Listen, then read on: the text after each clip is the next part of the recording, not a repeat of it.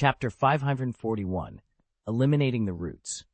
Nathan shifted his focus to the nearby mist village Shinobi. Under Nathan's unwavering stare, the ninja snapped out of his trance. In a panic, he hurled his kunai at Nathan, hoping it would strike, and bolted toward the main battlefield. Before the shinobi had gone 2 steps, Nathan appeared directly in his path. Startled, the ninja swung the kunai up in a desperate stab at Nathan's neck, but the attack posed no real threat. At the last possible moment, Nathan eased his torso aside, letting the blade whistle harmlessly past his collarbone. Watching this, Miyazaki Tomohisa's eyes gleamed with anticipation. He flicked his wrist, aiming to sever Nathan's throat with a swift, lethal strike. Instead, a blinding pain shot through Tomohisa's right side, an intense, numbing ache that radiated from his waist into his abdomen.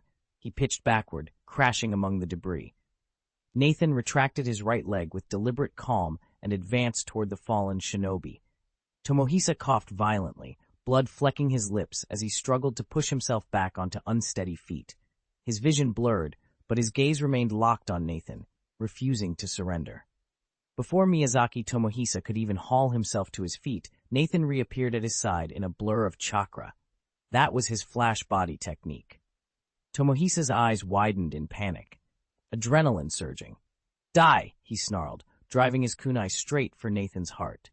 The blade sank in, and then Nathan's palm blasted forward in a perfect Konoha strength cyclone.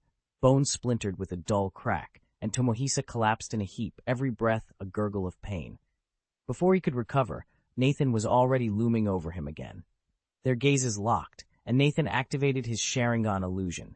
In an instant, Tomohisa's mind was ensnared, his body frozen as vivid hypnotic images took shape around him. Nathan wove through the illusion, probing for the hidden truth. A few tense seconds later, Nathan withdrew his hand and stepped back. He replayed the memory he'd just extracted, just as he'd suspected. None of these 4 operatives had any ties to the root. They'd been sent here only because the uproar from Nathan's fight with Viper and the others was too loud, enough to draw the personal attention of Kirigakure's commander. 2 other teams had been dispatched on the same mission, but Nathan had no intention of hunting them down. Once he was sure they had no ties to Root, there was no reason to waste time on them. Meanwhile, Sano Nobuhisa's reinforcements had arrived, and their arrival threw the battlefield into complete chaos. It was the perfect moment for Nathan to deal with the insider ghost without creating even more trouble than necessary. His shadow clone, walking at his side, had just relayed Sano's arrival through the mind transfer technique. That was his cue. With a single flick of his wrist, Nathan unleashed Chakra Scalpel, slicing cleanly through Miyazaki Tomohisa's heart muscle. In the same instant, he ignited a burst of flame that reduced the body to ash. Before the last embers died out, he activated Wind Style, Wind Wings, and vanished on a swirl of air. 12 seconds later, Nathan reappeared in the thick of the fray, landing with all the drama of a hero's return and plunging back into the battle. Not long after Nathan struck, another figure leapt into the fray, an exact likeness of Miyazaki Tomohisa. Of course, it wasn't really Tomohisa, but one of Nathan's shadow clones. Why choose Tomohisa's form instead of the more powerful Akihara Shinosuke? Quite simply, the enemy in front of him was already too strong. Summoning a high-ranked Jonin would only intimidate and unsettle the opponent. In truth, Nathan's clone was only Chunin level, while someone like Special Jonin Akihara Shinosuke would be far beyond its reach. That was precisely why Nathan timed this melee so carefully. If he'd sent out a Jonin clone, the real adversary could call for backup at the first sign of trouble, turning the fight into a perilous many-against-one scenario. With only a single Chunin to contend with, Nathan knew the risks were minimal. All he needed was one clear opening. In an instant, his clone could kill the opponent before anyone had a chance to raise the alarm. No calls for reinforcements, no crowded battlefield, just a swift, clean strike that hid Nathan's true abilities and kept his own vulnerabilities safely under wraps. Move the moment you see your chance. The voice of his mentor crackled in Nathan's mind as he sprinted across the battlefield. Before the skirmish even began, he had pinpointed the enemy's location with his Byakugan. Now, hovering above the fray, his vision pierced every shadow, and there was nowhere left to hide. In an instant, his shadow clone locked onto the target and dove in. Below, Nathan himself fought alongside 2 Konoha Chunin, defending against a sudden onslaught of 4 mist ninja. He wasn't at his best. His focus wavered more than once, forcing his teammates to pick up the slack under mounting pressure. What was distracting him so badly? Subtle glances upward gave the answer away. Nathan knew more about this mission than he'd been allowed to share. He'd gone missing once already, slipping off to follow orders from Root that the others knew nothing about. Then the mist ambush had erupted, and only now, nearly 30 minutes later, had he reappeared. Any of them would be rattled. Even without activating his Sharingan, the concern in his allies' eyes was unmistakable. Nathan steeled himself. There was no time for hesitation. This fight demanded everything he had. Nathan barely spared a thought before deflecting the Konoha Chunin's strike. As the Chunin staggered back, a nearby mist ninja lunged in to finish him off, and Nathan melted into the melee, slipping toward the true prize, the enemy's inner spirit. The other mist shinobi, convinced he was on their side, barely noticed his arrival. He exchanged a few measured blows with the inner spirit, deliberately holding back so as to appear no more skilled than an average mist ninja. All the while, Nathan maintained a silent link to his main body hovering overhead, quietly urging it closer. Then, in the midst of their clash, the inner spirit froze, anxiety flickering in his eyes as he glanced skyward. A lazy smirk curved Nathan's lips. Guilt, he thought. Nothing more. The moment the spirit looked away to track the main body's descent, Nathan seized his chance. Before the spirit could react, he blurred forward and materialized directly before him. Huh? The inner spirit froze, instinctively backing away. But he never got the chance. In the next heartbeat, a pair of blood-red Sharingans swirled into his vision. Only a flash, yet more than enough to shatter his focus and leave him reeling. Oda Shunji's eyes fluttered open to the agony of a kunai buried in his chest. He pressed a trembling hand against the wound and coughed violently. With a sinking disbelief, he stared at Nathan, this mist ninja before him, somehow wielding the Uchiha clan's fabled Sharingan. And yet, as he met Nathan's calm, unflinching gaze, everything clicked. A hollow smile broke across Shunji's lips, just before Nathan yanked the kunai free and life slipped away from him. Chapter 542. End high above the battlefield, Nathan wasted no time. He formed a hand seal and unleashed a powerful ninjutsu, fire style, great dragon fire technique. With a thunderous roar, 3 colossal fire dragons burst from his mouth and hurtled toward the chaos below. On the ground, the 2 Konoha Chunin who had witnessed their comrades' deaths and were about to advance froze in their tracks. They abandoned their attack and dove for cover. The 4 remaining mist shinobi followed suit, scattering to the forest's edge. Seizing the distraction, Nathan's shadow clone darted into the trees. Circling a massive trunk, it confirmed that no one was watching and dispelled itself. Meanwhile, the 3 fire dragons crashed down onto the battlefield. 2 missed their marks entirely, but the 3rd struck dead center, engulfing one of the infiltrators in searing flames and reducing him to a charcoal husk. Exactly the result Nathan had intended. An enemy turned to ash yields no secrets, no stray intelligence for foes to unearth. This measure wasn't born of mistrust, but of utmost caution. Nathan could already predict what was coming next. Danzo's scrutiny of him would skyrocket. From Viper's reaction alone, Danzo must have begun to suspect that Nathan's Sharingan wasn't ordinary. After all, Viper recognized the eye as the Mangekyo Sharingan the moment he saw it. But there was nothing Nathan could do to prevent it. No matter how carefully he activated the Mangekyo Sharingan, every use left behind traceable evidence, subtle chakra signatures, residual spatial distortions, lingering energy patterns. In the hands of lone operatives or small factions, such clues might go unnoticed. But Konoha was no minor player. The village's intelligence network was relentless. A dedicated investigation into these anomalies would quickly narrow down the possibilities. At first, a dozen theories might arise, but with each subsequent activation and every additional trace, most theories would be discarded until one remained. Inevitably, that final hypothesis would be that Nathan possessed the Mangekyo, and once Danzo zeroed in on that conclusion, there was no turning back. From now on, Nathan would find himself under an even sharper spotlight. Nathan couldn't deny it. He would use the Mangekyo Sharingan again. He'd honed his skills precisely, so he could act on his own terms. If he refused to employ his power, all those years of training would have been wasted.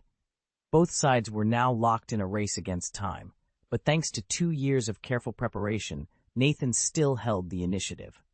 He allowed himself a quiet shake of the head, banishing doubts from his mind.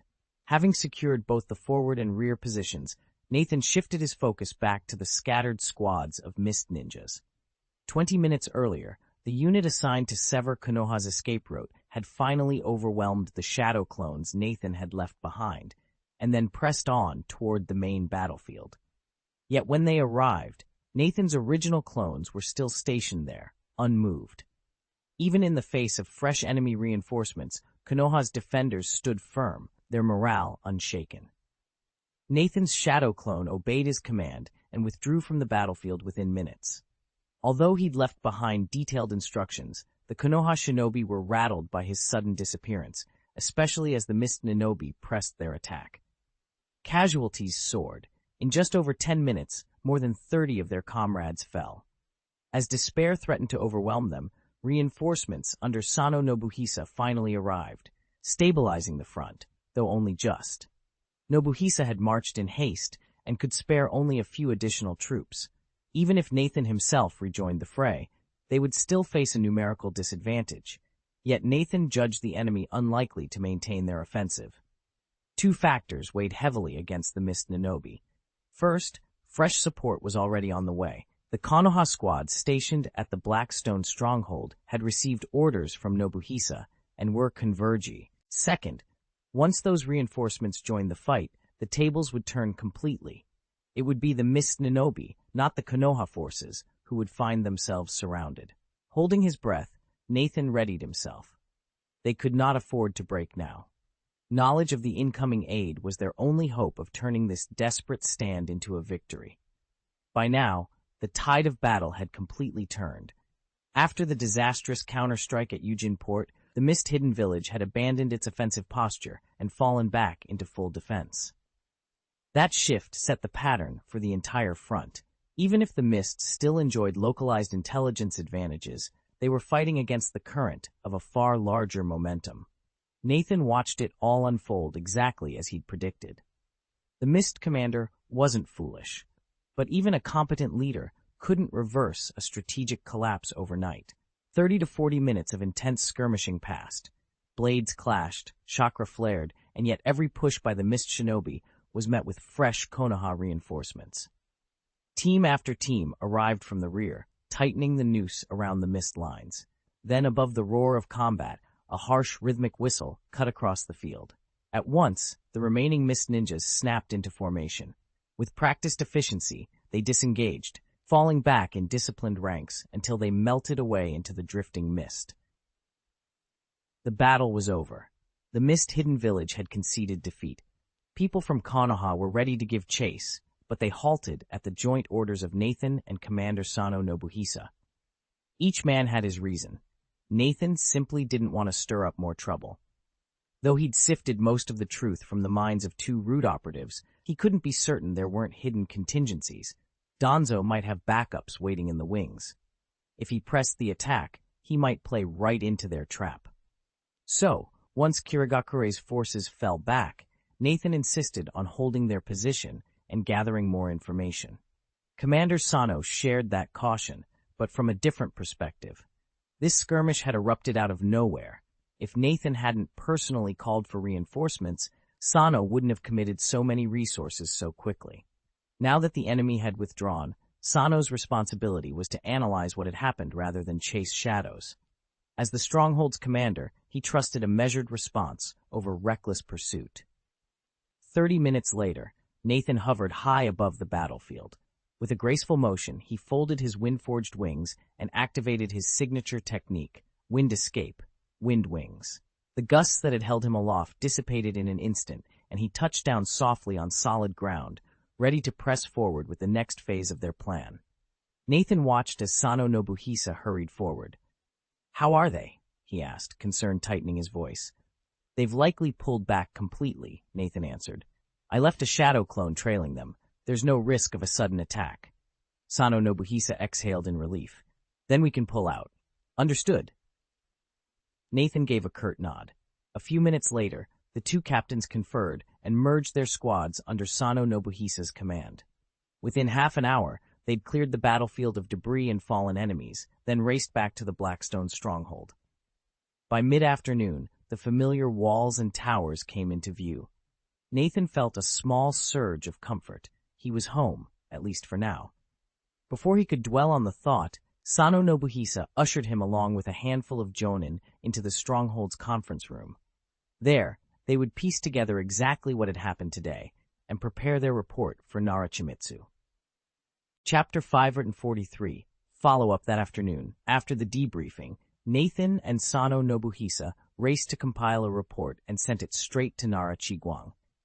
In their account, Nathan laid out the entire sequence of events, how he'd been set up and attacked by a covert team linked to the Root organization.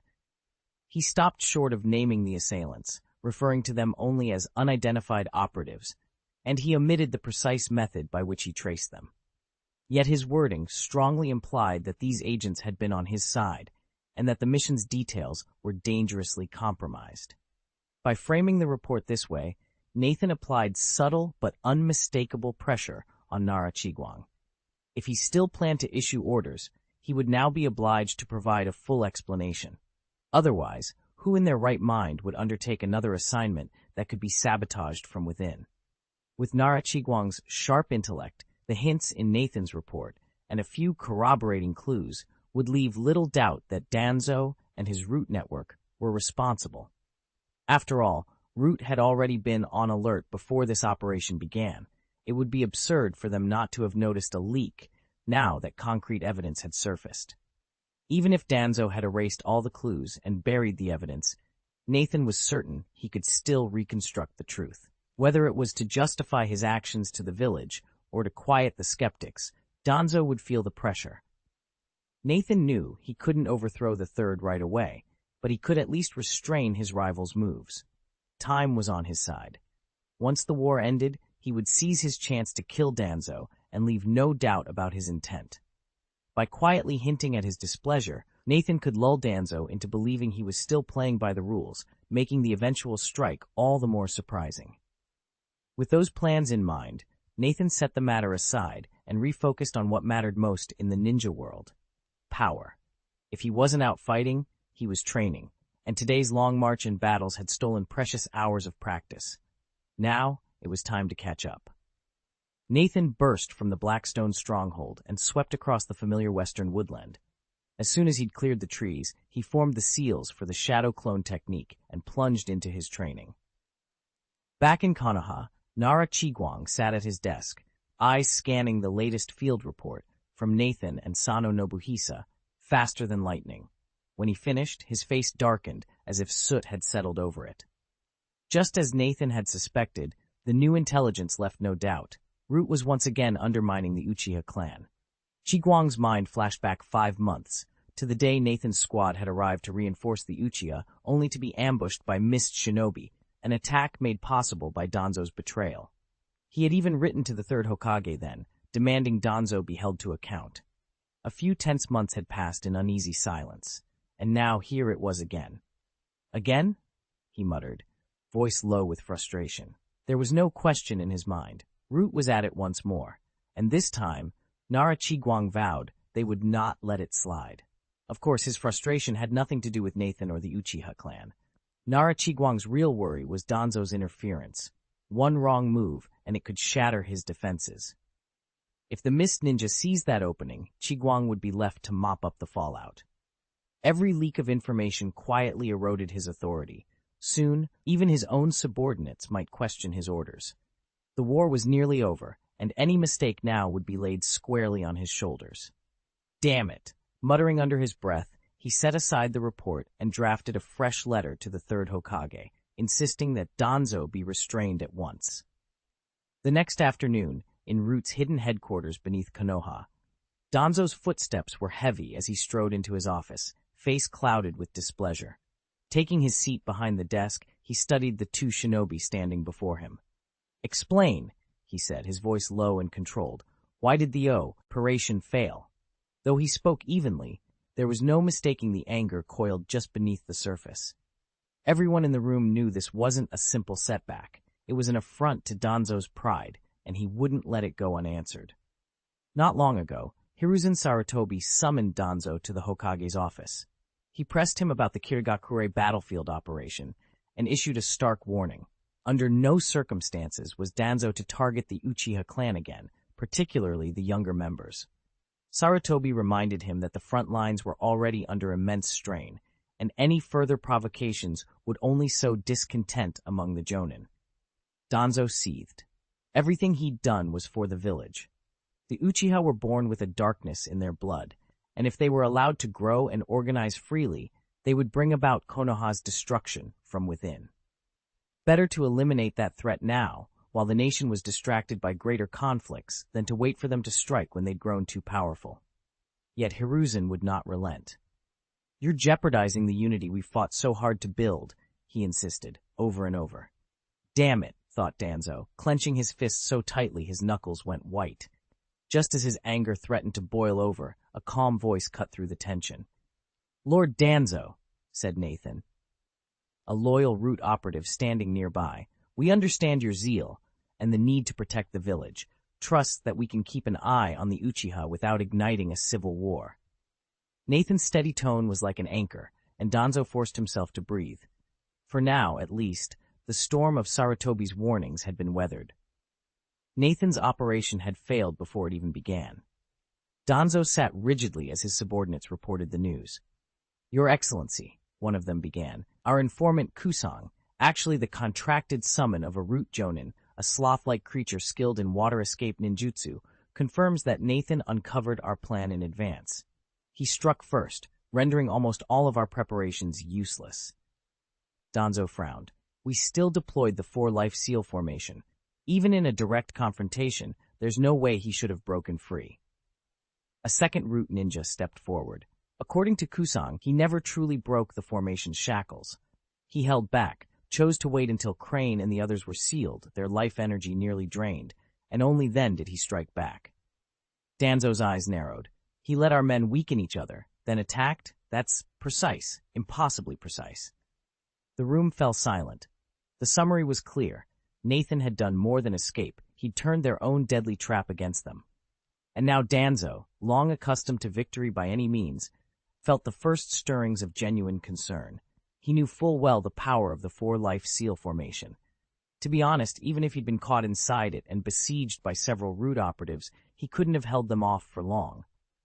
Danzo's senses snapped to attention.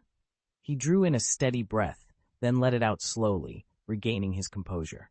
"Jia," he ordered, "give me the full report, every last detail." In the past, he'd only wanted the bottom line, but now he needed the complete picture to make the right decision. "Yes, sir," Jia replied. He then launched into his findings without skipping so much as a single point.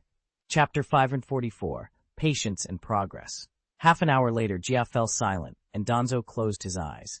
He replayed every word she'd just reported, weaving it together with all the intelligence he'd ever gathered on Nathan. His fingers tapped the table in a steady rhythm.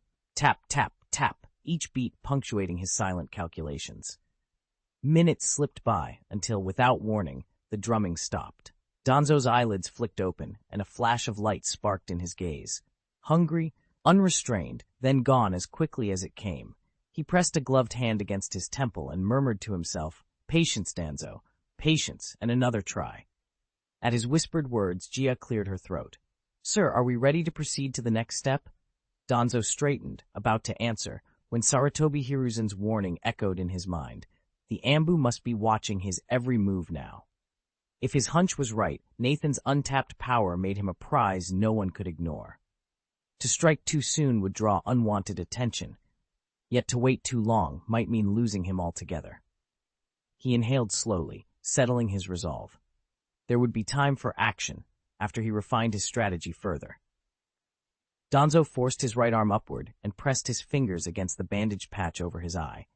In his mind he muttered, "A 3-Tomoe Sharingan already wields incredible power, if only it were the Mangekyo." Just as Nathan had anticipated, his seamless demonstration had only fueled Danzo's suspicions.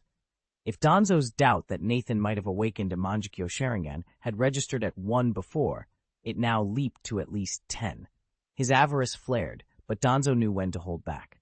Turning to the two rude operatives at his feet, he spoke in a tone of iron resolve. "Agent A, stand down. No further action against Uchiha Nathan."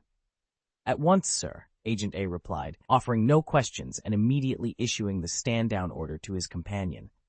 Danzo watched them freeze in place and allowed himself a small, satisfied nod. He wasn't pausing because he feared Hokage Sarutobi Hiruzen's authority. He was concerned that Hiruzen would learn of Nathan's potential and move to sway him first. Once Sarutobi confirmed his suspicions and intervened, capturing or controlling Nathan would be far more difficult. And so, for the moment, Nathan remained under Danzo's uneasy guard. Nathan decided to bide his time. What he didn't realize was that this very restraint cost him his last opportunity. Even if he'd abandoned caution and struck immediately, victory would have been impossible. At his current strength, only a handful of shinobi in the world could stand against him if he revealed the Sharingan without holding back. But doing so would have blown his cover and ruined his plan. And once he'd singled out Danzo, Nathan would have shown no mercy. Danzo really ought to consider himself lucky that Nathan paused. Of course, Nathan had no inkling of Danzo's own strategy. He was still executing the training regimen he'd set for himself. On the other side, the Kirigakure forces in Feiyu Town were behaving exactly as he'd predicted. For 2 days there had been no skirmishes near the Blackstone base, and none were likely in the immediate future. That night, Nathan completed the first stage of his exercises and returned to the Blackstone base. He skimmed the daily briefing, then paused, putting the pieces together with crystal clarity.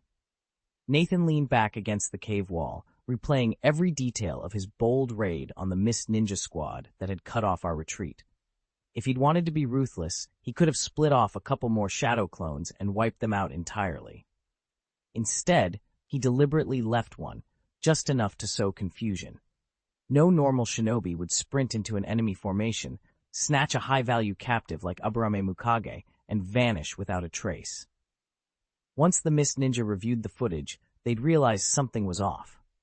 A closer inspection would reveal that their comrade had been swapped for a clone. Paired with their field reports, it would raise unsettling questions. Was there more than one Mukage in their ranks? Could this be just the first of many deceptions? Knowing the enemy would proceed with caution and likely delay any immediate counterattack, gave Nathan exactly the breathing room he needed. According to his calculations, the upgrade to his new Palm Immortal technique would take 5 days. 2 days had already slipped by. Now, with the Mist Ninja preoccupied by their own doubts, he could train in peace, pushing his limits until the true power of his palm strikes was ready to unleash. Even allowing for delays, Nathan knew his Palm Immortal technique would reach its next breakthrough in at most 4 days. When it did, the technique's fortifying power over his body would surge, and with it, his next physical transformation would come sooner. Each time his body reshaped itself, his physique attribute rose, fueling gains across every combat skill. This time, he stood on the brink of pushing past the 20th point barrier from his current 19. The thought sent a thrill through him. He put aside the briefing scroll, scooped down a quick meal, then returned to his quarters and trained deep into the night.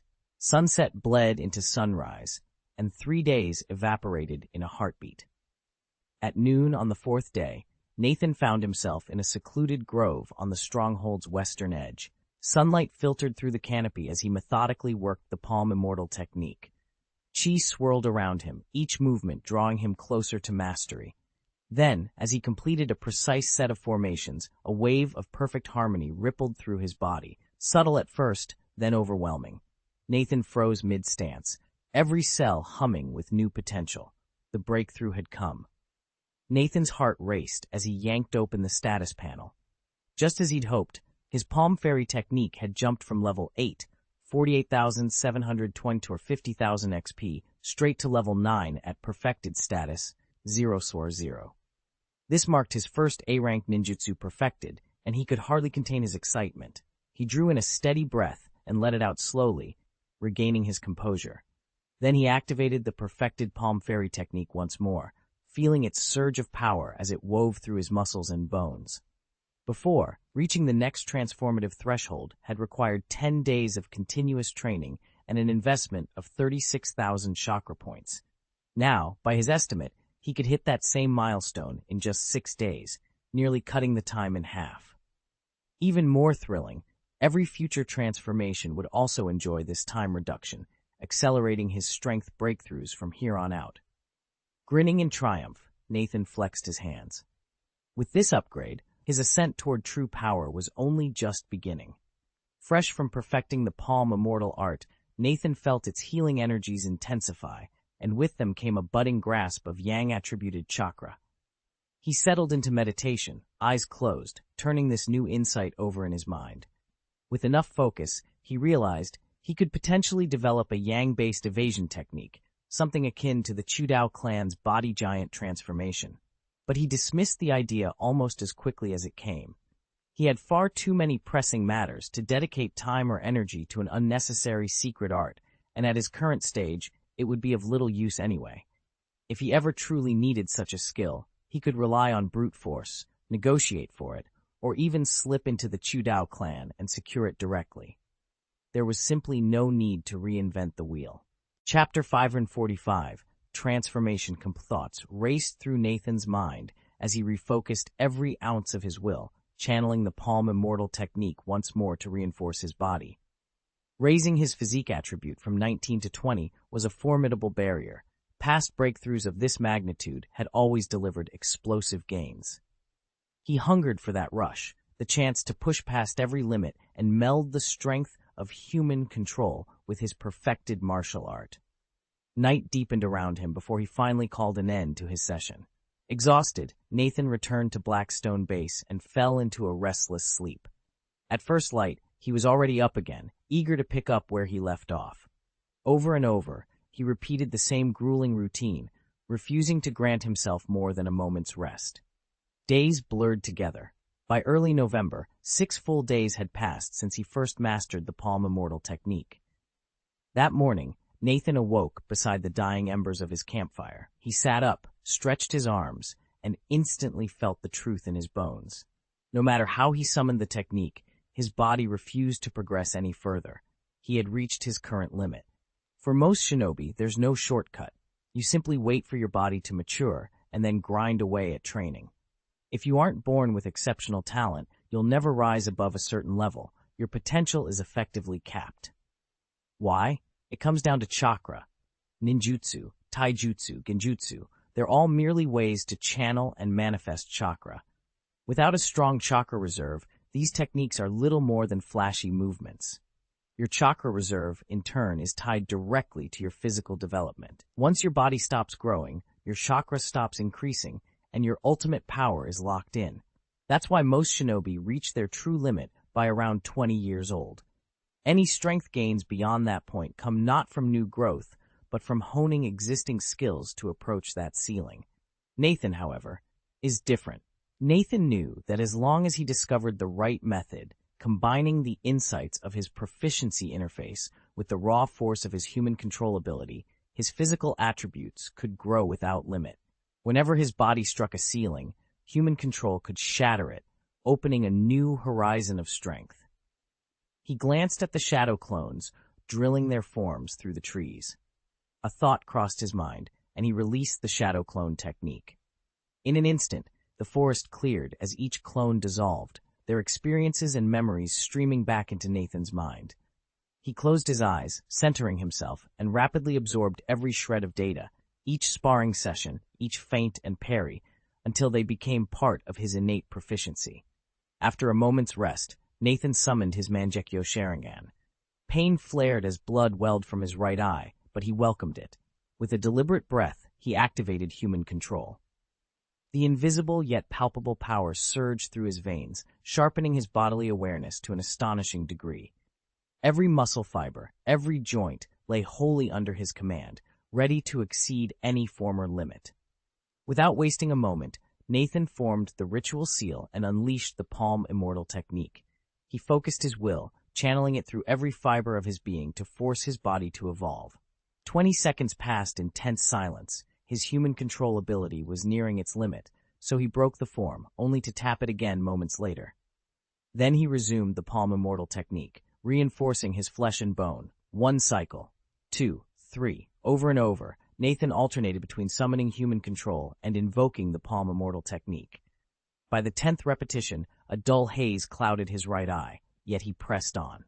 In that instant, the invisible shackles that had bound his growth shattered. A surge of warmth erupted from his core, radiating through every muscle and vein. The foundation he'd painstakingly built with each spellwork ignited in a brilliant cascade of power, driving his body to ascend beyond its former limits. Crackle. The flames crackled softly against the stillness of the night. All around him, the forest lay hushed, save for the occasional pop of burning wood. Nathan stood alone in the flickering glow, his chest heaving as the new vitality coursed through him. Nathan closed his eyes and turned his attention inward, tracing every subtle shift in his body. Ever since the transformation began, he'd stopped trying to micromanage each adjustment and instead let his form evolve on its own. That approach might never produce a single, outstanding talent, but it also guaranteed he wouldn't develop any glaring weaknesses. To most people, that would be mere mediocrity. To him, someone capable of constant growth, it meant balanced, all-around advancement. Minutes ticked by in silence. About half an hour later, Nathan opened his eyes. He felt as though he'd shed a layer of invisible armor. His muscles relaxed, his nerves sang with ease, and the boundaries of his potential seemed to recede. He brushed a fingertip across the graft on his forehead where the white eye now lived. During this latest evolution, the transplanted organ had somehow refined itself, integrating even more seamlessly with his nervous system. Nathan whispered, "Panel." Almost immediately, a dome of pale blue light flickered into existence around him, the familiar proficiency interface. Chapter text. A translucent status panel materialized before Nathan, detailing every aspect of his cultivation at a glance. Name, Uchiha.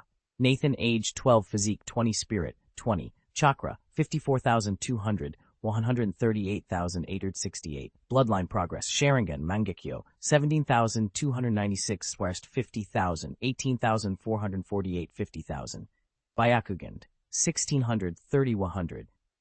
Major techniques, chakra refining, low 5, 3,366, 5,000, 3,558, 5,000. Wind style, Rasen 7, 8,200, 20,000, wind style, wind wings. Love 6, 4,400, 10,000, 7,200, vacuum ball. Full 1, 5,200, vacuum blade. Love 1, 7,200, wind devouring. Love 1, 1 of 100, fire style, great dragon fire technique. Level 5, 807, 5,000, fire style, unburned. Level 6, 35, 10,000, 5,125, 10,000. Water style, great shark bullet technique. Level 7, 2,980, 20,000, 7,540 through 20,000. Water array pillar, 6, 110,000, water breaking wave. Level 5, 752,000, 2,350 for 5,000. Earth style, earth flow wall of 6, 2,305, 10,000. Lightning style, level 1, 15,200, shadow clone technique. Level 6, 4,008, 10,000, 6,804, 10,000. Shuriken shadow clone technique. Level 1, 12,200, chakra absorption technique. Level 6, 5,540, 10,000. Rasengan level 8, 16,50,000, 3,256, 50th. Chakra feather cloak level 1, 3,200, chakra scalpel level 7, 1,700, 20,000. Microscopic extraction technique. Level 6, 4,200, 10,000. Reflection heart technique. Level 8, 24,131, 50,000, 26,435, 50. Chakra control. Level 6, 2,100, 10,000, 2,150, 10,000. Guardian seal Louvre Point 5, 1,160, 5,000, 1,760, 5,000. Sealing array. Louvre 4, 970, 1,450, 2,000. Perfect skill, palm immortal technique. Level 9.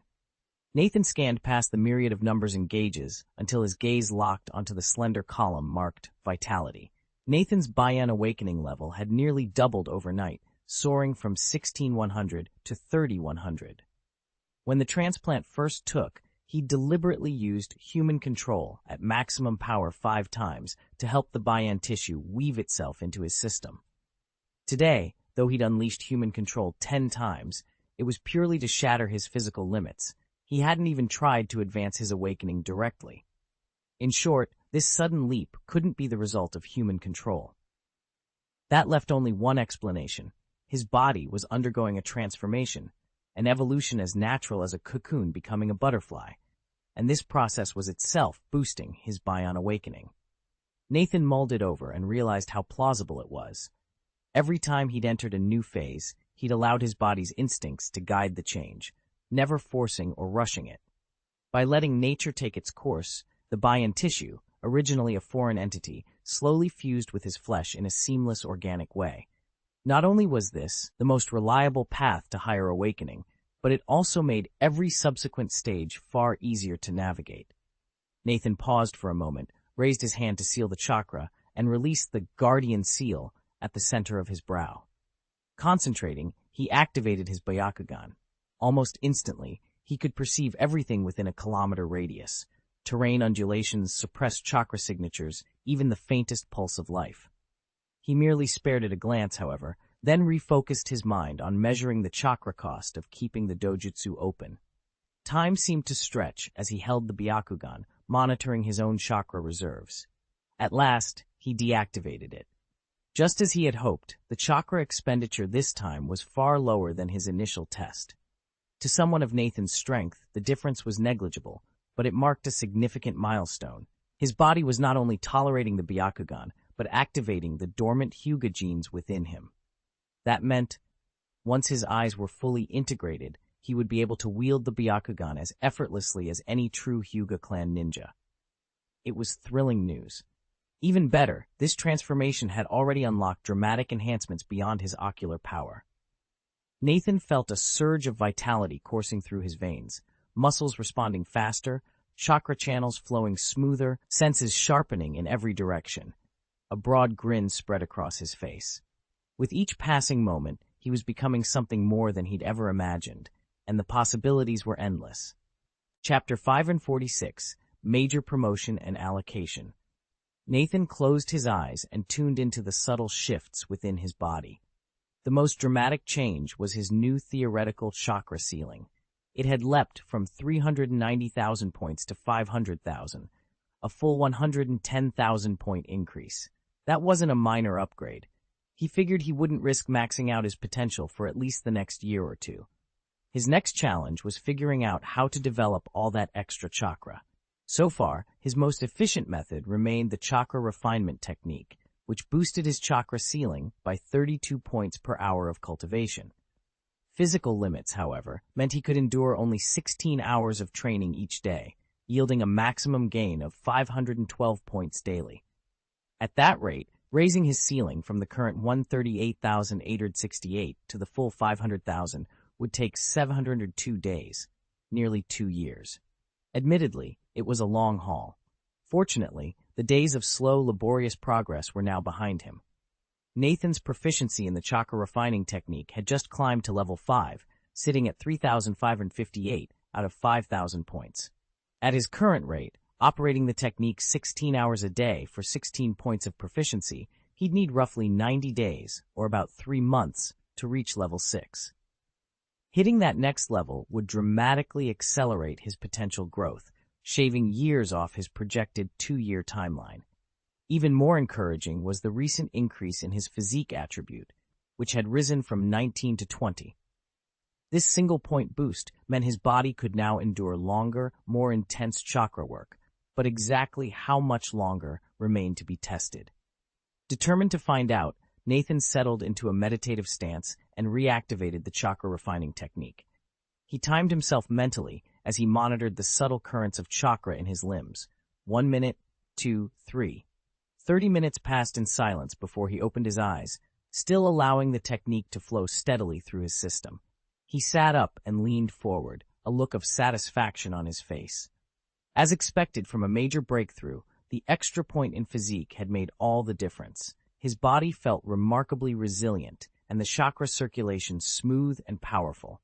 With this knowledge in hand, Nathan was more confident than ever that his next level up would come even faster. Nathan studied the data on his display with a satisfied smile. In previous upgrades, each attribute boost had granted him at most 1 extra hour of operating time, sometimes none at all. This time, though, he'd received 2 additional hours, pushing his daily limit to 18. Since his chakra refining technique had become semi-passive, he no longer needed to dedicate his full attention to it, time he simply didn't have.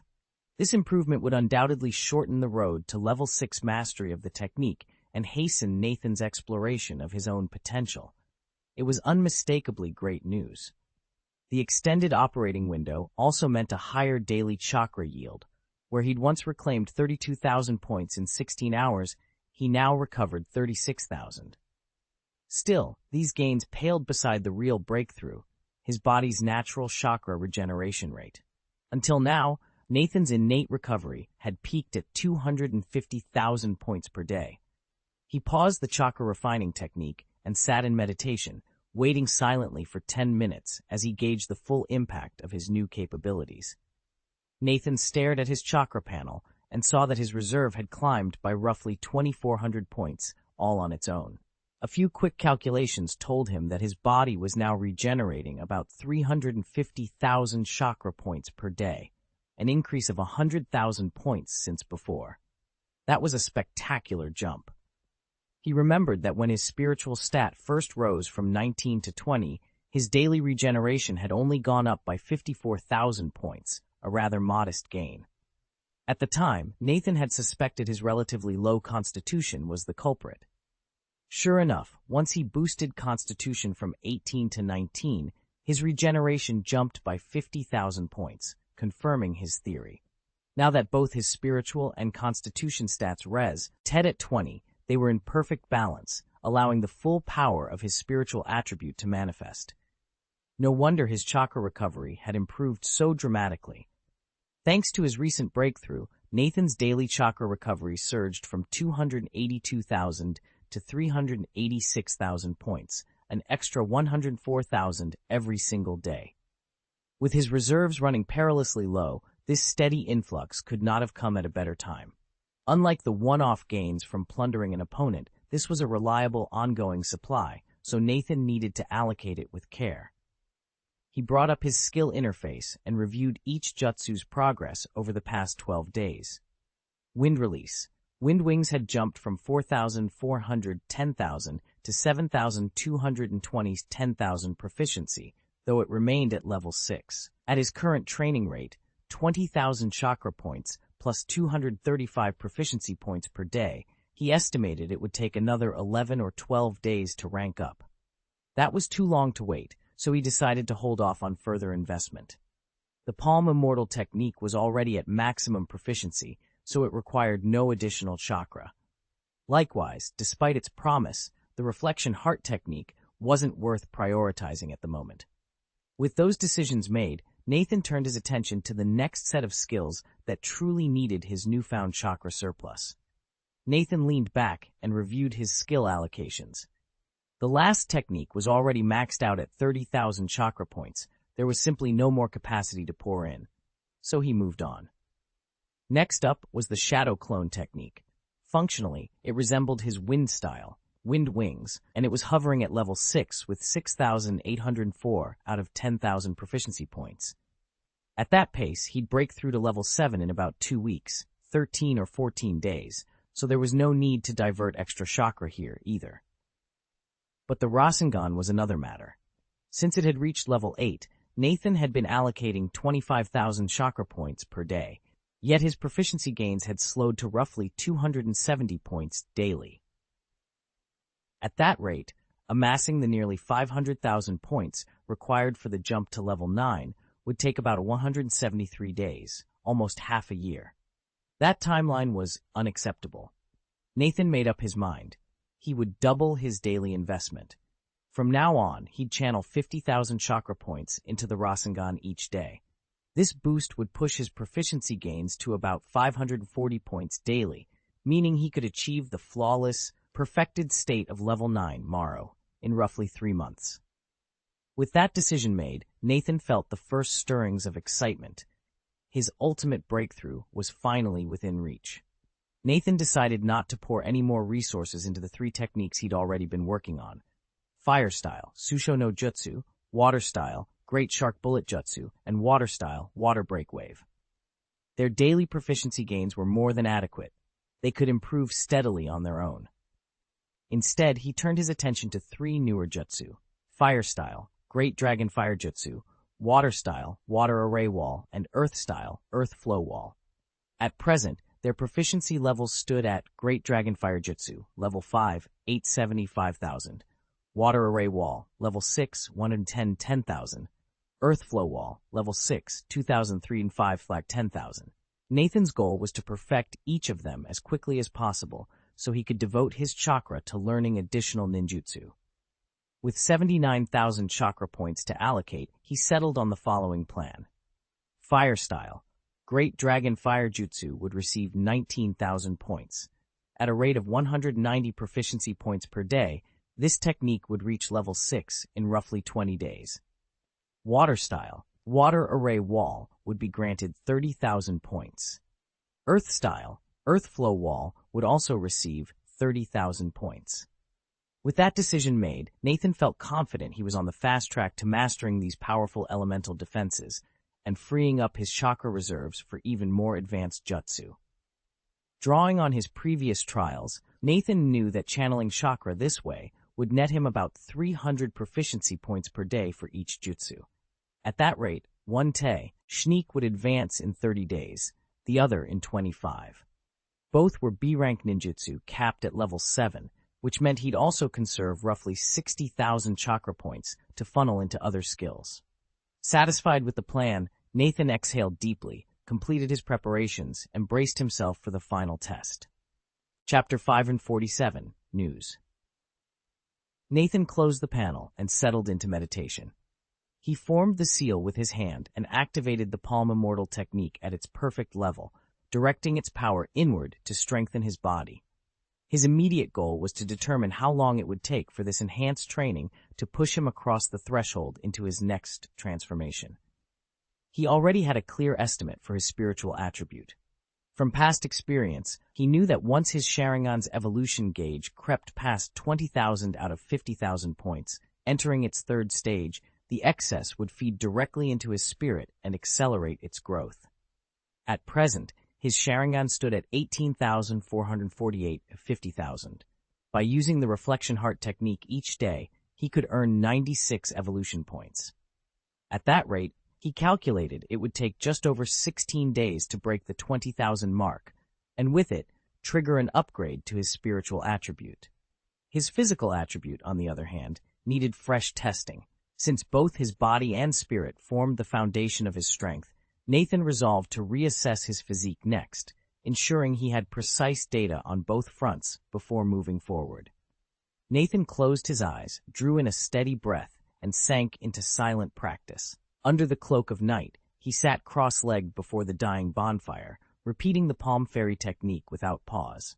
He focused on condensing his Yang Escape chakra, reinforcing every cell in his body. Whenever he sensed an imbalance, he would flare open his Mangekyo Sharingan, channel the human control power of his right eye, and guide his muscles and bones through their next stage of evolution. Crackle after crackle, round after round, energy rippled through him. He couldn't tell how long he'd been at it.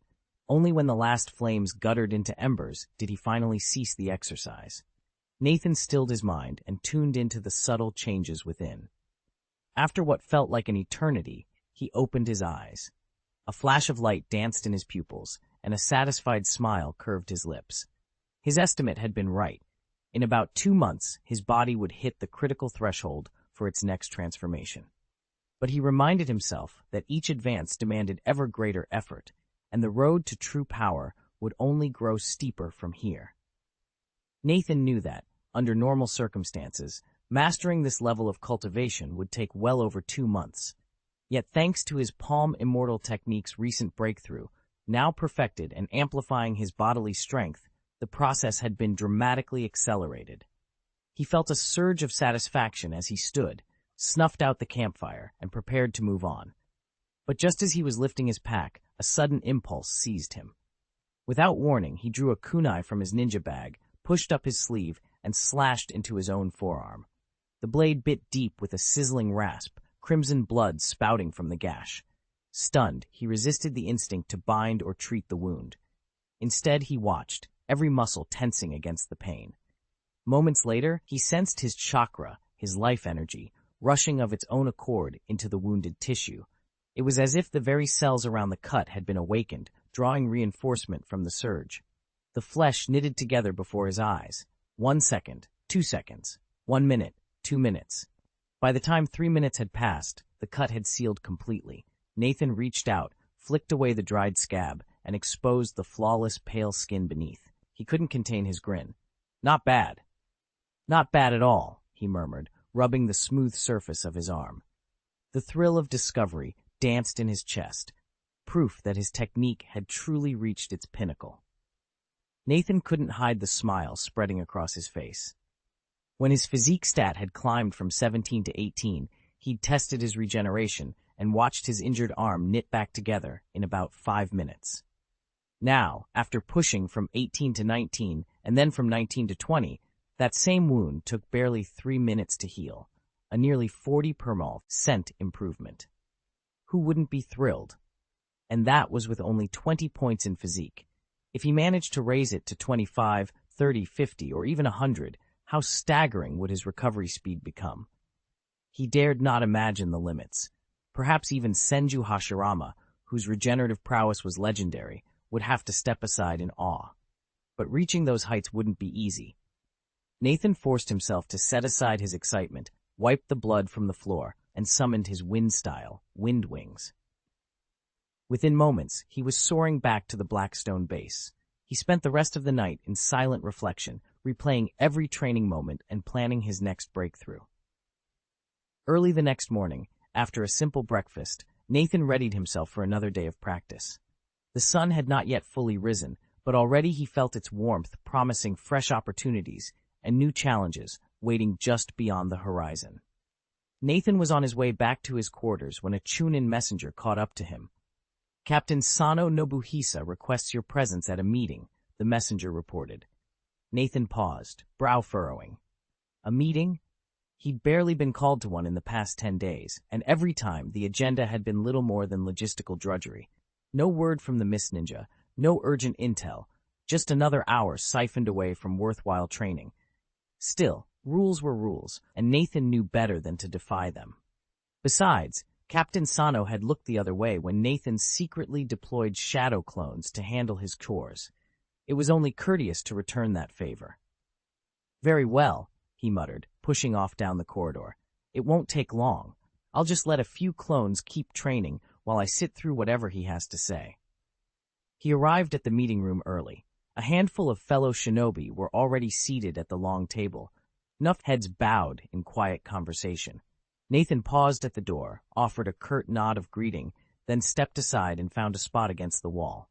Without fanfare, he assumed a solid stance and began his silent drill, focusing chakra into his palms and executing the palm immortal technique to fortify his physique. No one blinked an eye. His colleagues knew he never wasted a moment of downtime. For the next 30 minutes, the only sound in the room was the low hum of Nathan's breathing and the faint whisper of chakra weaving through the air. At precisely 1:30, the doors swung open. Captain Sano Nobuhisa entered, his steps measured and confident. All eyes turned to him, and Nathan straightened, ready at last to hear what trivial matters awaited. Nathan opened his eyes and saw Sano Nobuhisa's broad grin. He knew immediately that good news was coming.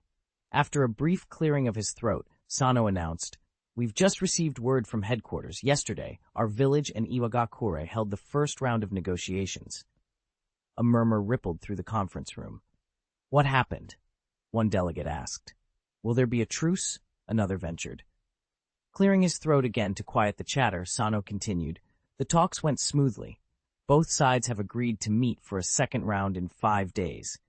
If all goes well, we'll sign a ceasefire by mid-month at the earliest, or by the end of this month at the latest."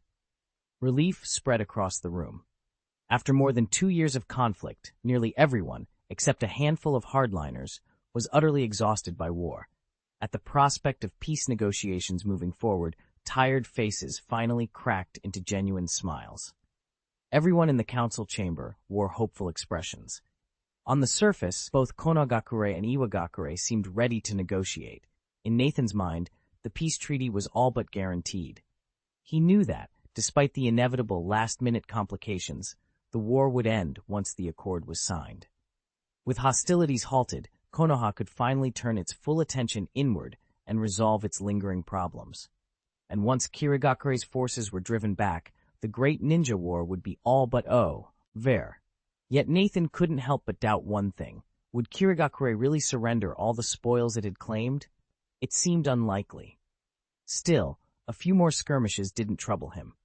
A small smile flickered across his face as Sano Nobuhisa rose to answer the final questions. With measured confidence, Sano dispelled the council's lingering doubts, assigned each mission for the day, and brought the meeting to a close. As the delegates filtered out of the room, Nathan lingered by the doorway, lost in thought. The weight of impending peace and the battles yet to come weighed on his shoulders. Then, with a deep breath, he stepped out onto the fortress ramparts, launched himself into the sky, and vanished into the clouds, ready to resume his training. Negotiations mean little to him. He just needs to train harder. Nathan has always believed that a powerful punch speaks louder than words. Chapter 548, The Calm Before the Storm. Sunset gave way to sunrise, and in the blink of an eye, a week slipped by. Nathan's prediction proved accurate. Kirigakure village refused to wait idly for an unfavorable resolution. As soon as word spread that Konoha was negotiating with Iwagakure, Kirigakure began mobilizing its forces. Troops poured out of the homeland, moved across the Wave Country's forward base, and streamed into Fire Country territory. Rather than concentrating at the 4 traditional breach points, Kirigakure deployed its soldiers along the entire eastern frontier of Fire Country. This broad distribution pressed Konoha's border strongholds from end to end, turning every watchtower and checkpoint into a potential flashpoint. 2 days ago, news arrived that the second round of talks between Konoha and Iwagakure had proceeded smoothly. Far from calming Kirigakure's nerves, that report only seemed to inflame them further. Nathan couldn't shake a nagging suspicion. Perhaps Iwagakure had leaked the optimistic news on purpose, baiting Kirigakure into stirring up trouble for Konoha so that Iwagakure could later claim stronger bargaining leverage. As the tension along the eastern line ratcheted higher, every commander in Konoha's ranks knew they were standing on the brink of something decisive. And in the eye of that coming storm, Nathan prepared himself for whatever lay ahead. Nathan stared out over the Blackstone stronghold's ramparts, the gray clouds overhead mirroring the turmoil churning in his mind. Rumors swirled that radical factions within Iwagakure, and even some hardliners in Konoha, were bent on reigniting hostilities, sabotaging every last effort at peace. Whatever the truth, the Hidden Mist Village had already poured its resources into this frontier. As one of the 4 key breach points along their border, the Blackstone stronghold was on full alert. That reality left Nathan no choice but to accelerate his training. He devoted every spare moment to refining his jutsu, yet only his shadow clone technique had reached level 6, allowing him to form as many as 30 clones in a single casting. Even then, he'd been forced to truncate sessions and reuse clones more rapidly than he'd have liked, which in turn sapped his efficiency. There simply weren't enough hours in the day to push every skill to its limit. But the coming battle was unavoidable. The Mist's forward forces were already massing. The lead-up to war crackled with tension. Nathan knew he'd have to draw deeper on his chakra reserves in the next engagement if he wanted to make up for the progress he'd sacrificed over these past weeks. He squared his shoulders and let out a steadying breath. No matter who stirred the conflict, peace had slipped beyond reach. Now all they could do was brace themselves for the storm. Nathan could almost predict it. In 3 days' time, the results of the 3rd round of negotiations between Konoha and Iwagakure would arrive. If everything went smoothly, war would be all but certain. Any moment, the entire front could erupt in flames. He shook his head to banish such worries and turned his focus back to the task at hand, leading his squad through the dense woods southwest of Blackstone Stronghold. 3 days later, at high noon, inside the command post of Blackstone Stronghold, the conference room was hushed. Nathan sat at the long stone table, surrounded by the other senior shinobi, each of them waiting in tense silence. The last vestiges of sunlight slanted through narrow windows, illuminating the scrolls and maps spread out before them. After a measured pause, Sano Nobuhisa entered without fanfare. He strode straight to the head of the table, set his satchel down, and without preamble announced, "The third round of talks went smoothly. In 10 days, we'll convene the final negotiations with Iwagakure. If all continues on this path, we'll sign the peace accord by the end of the month." At the sound of those words, relief might have been expected, but none came. No one in the room dared to smile. Instead, every pair of eyes remained sharp, every jaw clenched. Nathan exchanged a glance with his fellow commanders, aware that this fragile peace could shatter at any moment, and that when it did, the conflagration would consume them all. For the past 10 days, Kirigakure's relentless offensives had kept everyone on edge. There wasn't a single smile in the meeting room. The silence was so complete you could hear a pin drop. At last, someone cleared his throat and asked, "Captain, what's headquarters' decision?" All eyes turned to Sano Nobuhisa. He paused for a moment before replying. "Right now, they can't send any extra troops. There are too many strongholds that still need defending. We've been ordered to hold our position for 10 days. A collective sigh swept the room. These next 10 days would be make or break. Not only could they not count on reinforcements from the Rock Village front, but they'd also be absorbing units retreating from the Sand Village battlefield. After all, smooth talks didn't guarantee a ceasefire. Indeed, this entire negotiation felt like a test by the Rock Village leadership. By setting a 10-day deadline, they were essentially asking, can Kirigakure make real headway in that time? Now, they had no choice but to prove they could. Nathan surveyed the maps spread across the war table, his brow tightening with each passing moment. In less than 10 days, the Hidden Mist Village would shatter Konoha's eastern defenses, and once that breach was made, the Hidden Rock Village would almost certainly renege on its previous agreement and march its forces into Leaf territory. With Konoha's vigilance at an all-time high, the Mist would bear the full brunt of the Leaf's defensive might alone. Nathan's heart sank at the thought. Unless the Mist leaders chose to withdraw, a fantasy he knew they would never entertain, the coming battle would be nothing short of catastrophic. Their opponents had been openly preparing for an assault on Konoha for weeks. There was no turning back now. He lost himself in these grim calculations until Sano Nobuhisa's commanding voice cut through the tension. "Soldiers of the Mist," he declared, hands planted firmly on the table, "the dawn of victory is upon us. We cannot falter now. Prepare yourselves." Without waiting for reactions, Sano moved on to assigning roles. True to form, Nathan's exceptional mastery of gliding jutsu was tapped once more. Whether for reconnaissance flights over enemy lines or rapid message delivery between hidden encampments, his skills in the air would be indispensable in the days ahead. As the final orders were given and the officers dispersed, Nathan took a deep breath. The war to defend, or perhaps to conquer, Konoha's eastern borders was coming, and there would be no second chances. He lifted his chin, steadying himself for whatever lay on the horizon. Nathan's new assignment wasn't to lead the patrol this time, but to keep an eye on the Mist Ninja in Feiyu Town, and to scout the entire area within a 30-kilometer radius of Blackstone's stronghold, supplying real-time intelligence for the team. He paused briefly after hearing his orders, then gave a firm nod. The mission was demanding, but it offered relative safety and a great deal of freedom. He could dispatch shadow clones to carry out most of the work while he moved unhindered. The meeting wrapped up quickly. Nathan handed over command of his troops, restocked his supplies, and then activated Wind-style, Wind Wings. In an instant, he soared high above the stronghold and slipped out of sight. Far from any watchful eyes, he performed the shadow clone technique, splitting himself into 5 identical figures.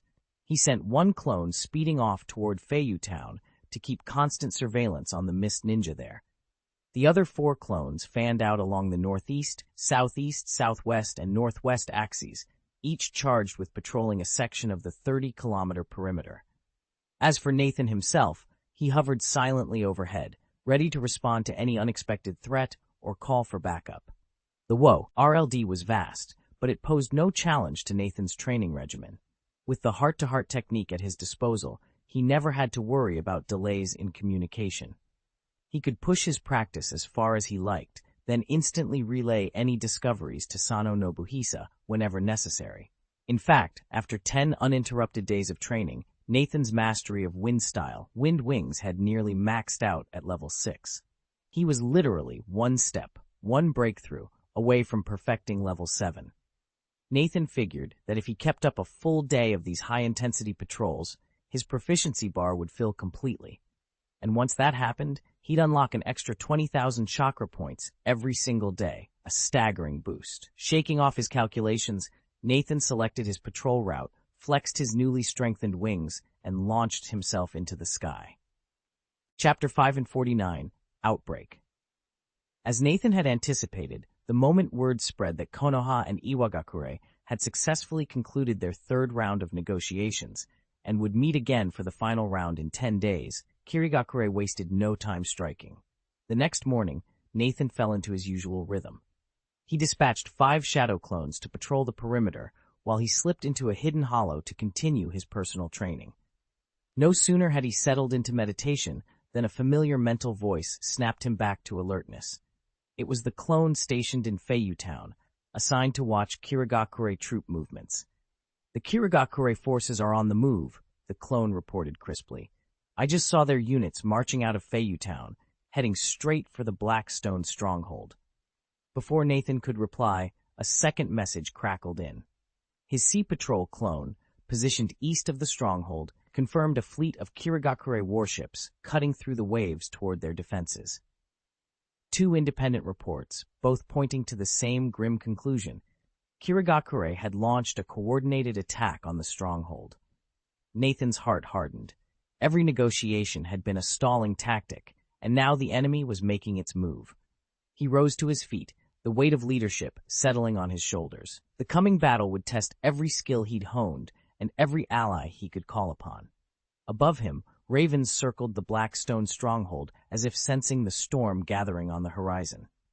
Nathan gathered his clones, issued rapid-fire orders, and prepared to meet the enemy head-on. The long-awaited outbreak had arrived. Nathan reached out with his telepathy technique, linking minds with his 3 shadow clones. "Don't act rashly," he projected. "Keep close watch on the Mist Ninja's movements. Everything else is on me." "Understood. Got it. We're ready." A flood of confirmations crashed into Nathan's skull. He winced, rubbed his temples, and severed the psychic connections. Then, without missing a beat, he unleashed his 2 signature abilities, Wind Style, Wind Wings, and Chakra Feather Clothes.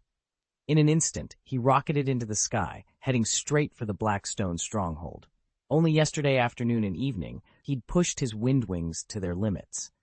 That grueling session had just brought the technique to its perfect level 700, exactly what he'd hoped for. Now the air rushed past him as he hit a blistering 300 meters per second. It wasn't quite breaking the sound barrier, but it was breathtakingly close, an unprecedented speed among shinobi. He dreamed of vaulting 2 levels in one go, shattering the sound barrier outright. But reality had its own timetable. For now, 300 meters per second was all he could manage. Still, as the stronghold's dark silhouette rose ahead of him, Nathan felt more than ready for whatever lay inside. Nathan knew all too well that the speed of sound is a formidable barrier. Whether in his old life's world or in this shinobi realm, breaking through 300 meters per second is no small feat. Yet he refused to be discouraged. Even a conventional high-speed flight jutsu, topping out at 300 meters per second, that's roughly 1,080 kilometers per hour, would already be extraordinary in the ninja world. And if that still fell short, there was always space-time teleportation. Though as useful as it was, teleportation demanded precise coordinates and could be inconvenient in practice. Nathan wasn't about to abandon supersonic flight altogether, however. He knew that relying solely on spatial ninjutsu would only hamper him in the long run. He let his mind drift to the 5 great escape techniques. The wind escape methods he'd experimented with were elegant, but too gentle for true high-velocity travel. The air currents they generated simply couldn't push him past the sound barrier. Lightning, on the other hand, everyone knew the essence of a thunder escape lay in its explosive release of energy. What if he channeled lightning chakra into a flight jutsu rather than wind? An instantaneous burst of electrical force might, and he emphasized shatter that sonic ceiling. The idea electrified him. Nathan rose to his feet, already sketching out a new chakra pathway in his mind, a jutsu that combined the sheer concussive power of lightning with the streamlined lift of traditional flight techniques. It was an ambitious fusion, but if it worked, he wouldn't just be fast. He'd be unstoppable. And so he set to work, determined to turn thunder into wings and finally soar beyond the speed of sound. Nathan couldn't help but marvel at the fourth Raikage's use of lightning release to augment his speed, allowing him to match even Minato Namikaze's legendary flying thunder god technique. If the same principle were adapted into a dedicated flying ninjutsu, could it break the sound barrier? The idea excited him, but his own command of lightning chakra was still rudimentary, and with no spare time to refine the concept, he had to shelve it for now. Still, he knew that once he mastered this technique and combined it with a space teleportation jutsu, his mobility would be unparalleled. For long-range raids, he already relied on wind escape, wind wings. For sudden bursts of speed, he envisioned a lightning-powered flight. And for instant, cross-country jumps, he would use a teleportation ninjutsu. With all three at his fingertips, there would be nowhere in the shinobi world he couldn't reach. Lost in these plans, Nathan realized he was nearing the Blackstone stronghold. This time, however, he resisted the urge to drop straight into the fortress courtyard. Security was too tight. Every visitor was subject to inspection before they entered. He slowed himself to a hover, preparing for the formalities ahead. Nathan treated the checkpoint inspection as little more than a formality, but rules were rules, and he wasn't about to break them. Arriving at the base's outer gate, he recited the password and access code. The guards nodded, the barrier lifted, and Nathan slipped inside. Without pausing for breath, he sprinted straight for headquarters. Inside the command tent, Sano Nobuhisa and a handful of senior shinobi paced anxiously. They'd been stationed here since yesterday afternoon, receiving Nathan's intelligence updates every 2 hours. Those reports had formed the backbone of their strategic decisions, and they had no intention of leaving until they knew exactly what was happening. Until now, Nathan's updates had come via shadow clone. Seeing his real self return so urgently set their nerves on edge. Nathan wasted no time on pleasantries. He outlined, in crisp detail, everything his two shadow clones had observed: troop movements, defensive positions, and the enemy's anticipated maneuvers.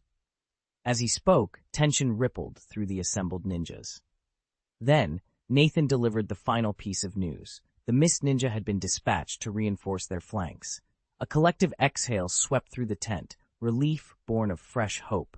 The others exchanged approving looks. With allies en route, Nathan's report had tilted the balance back in their favor. They weren't under any illusion of guaranteed victory, but knowing the exact stakes was far better than having a guillotine hanging over their heads indefinitely. With precise intelligence finally in hand, the shinobi of Blackstone Base could put aside worries of hidden losses or gains and concentrate solely on the looming threat of the Mist Ninja. Commander Sano Nobuhisa quickly marshaled his officers and reallocated assignments. While most squads found their orders shifted, Nathan's mission remained essentially the same. He was to keep constant, all-around surveillance on Mist Ninja movements. The only change was his reporting cadence. He would now relay updates every hour instead of every 2.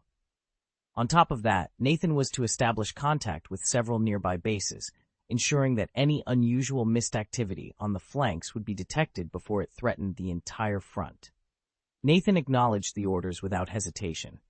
Gathering chakra, he unleashed wind-style, wind wings, then enveloped himself in the translucent feathers of the each chakra feather garment. In moments, he was soaring high above the base's perimeter.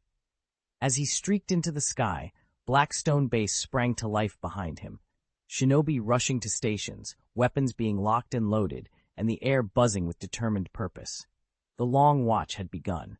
Teams of Konoha shinobi filed out of the Blackstone Base, each squad led by seasoned jonin. They spread out along the surrounding roads, ready to intercept the advancing Mist Ninja. Sano Nobuhisa had no intention of turning the base itself into a battlefield. Instead, he planned to seize the initiative in the field. From now on, the Blackstone stronghold would serve strictly as a logistics hub, issuing supplies and equipment to frontline teams and operating a field hospital for the wounded. This strategy rested entirely on the intelligence Nathan had provided. While the mist forces that had landed by sea remained unaccounted for, the detachments that passed through Feiyu Town were already on the move. They traveled in several smaller units, each taking a different route toward the Blackstone fortress. By advancing in divided groups, they forced Sano Nobuhisa to adapt.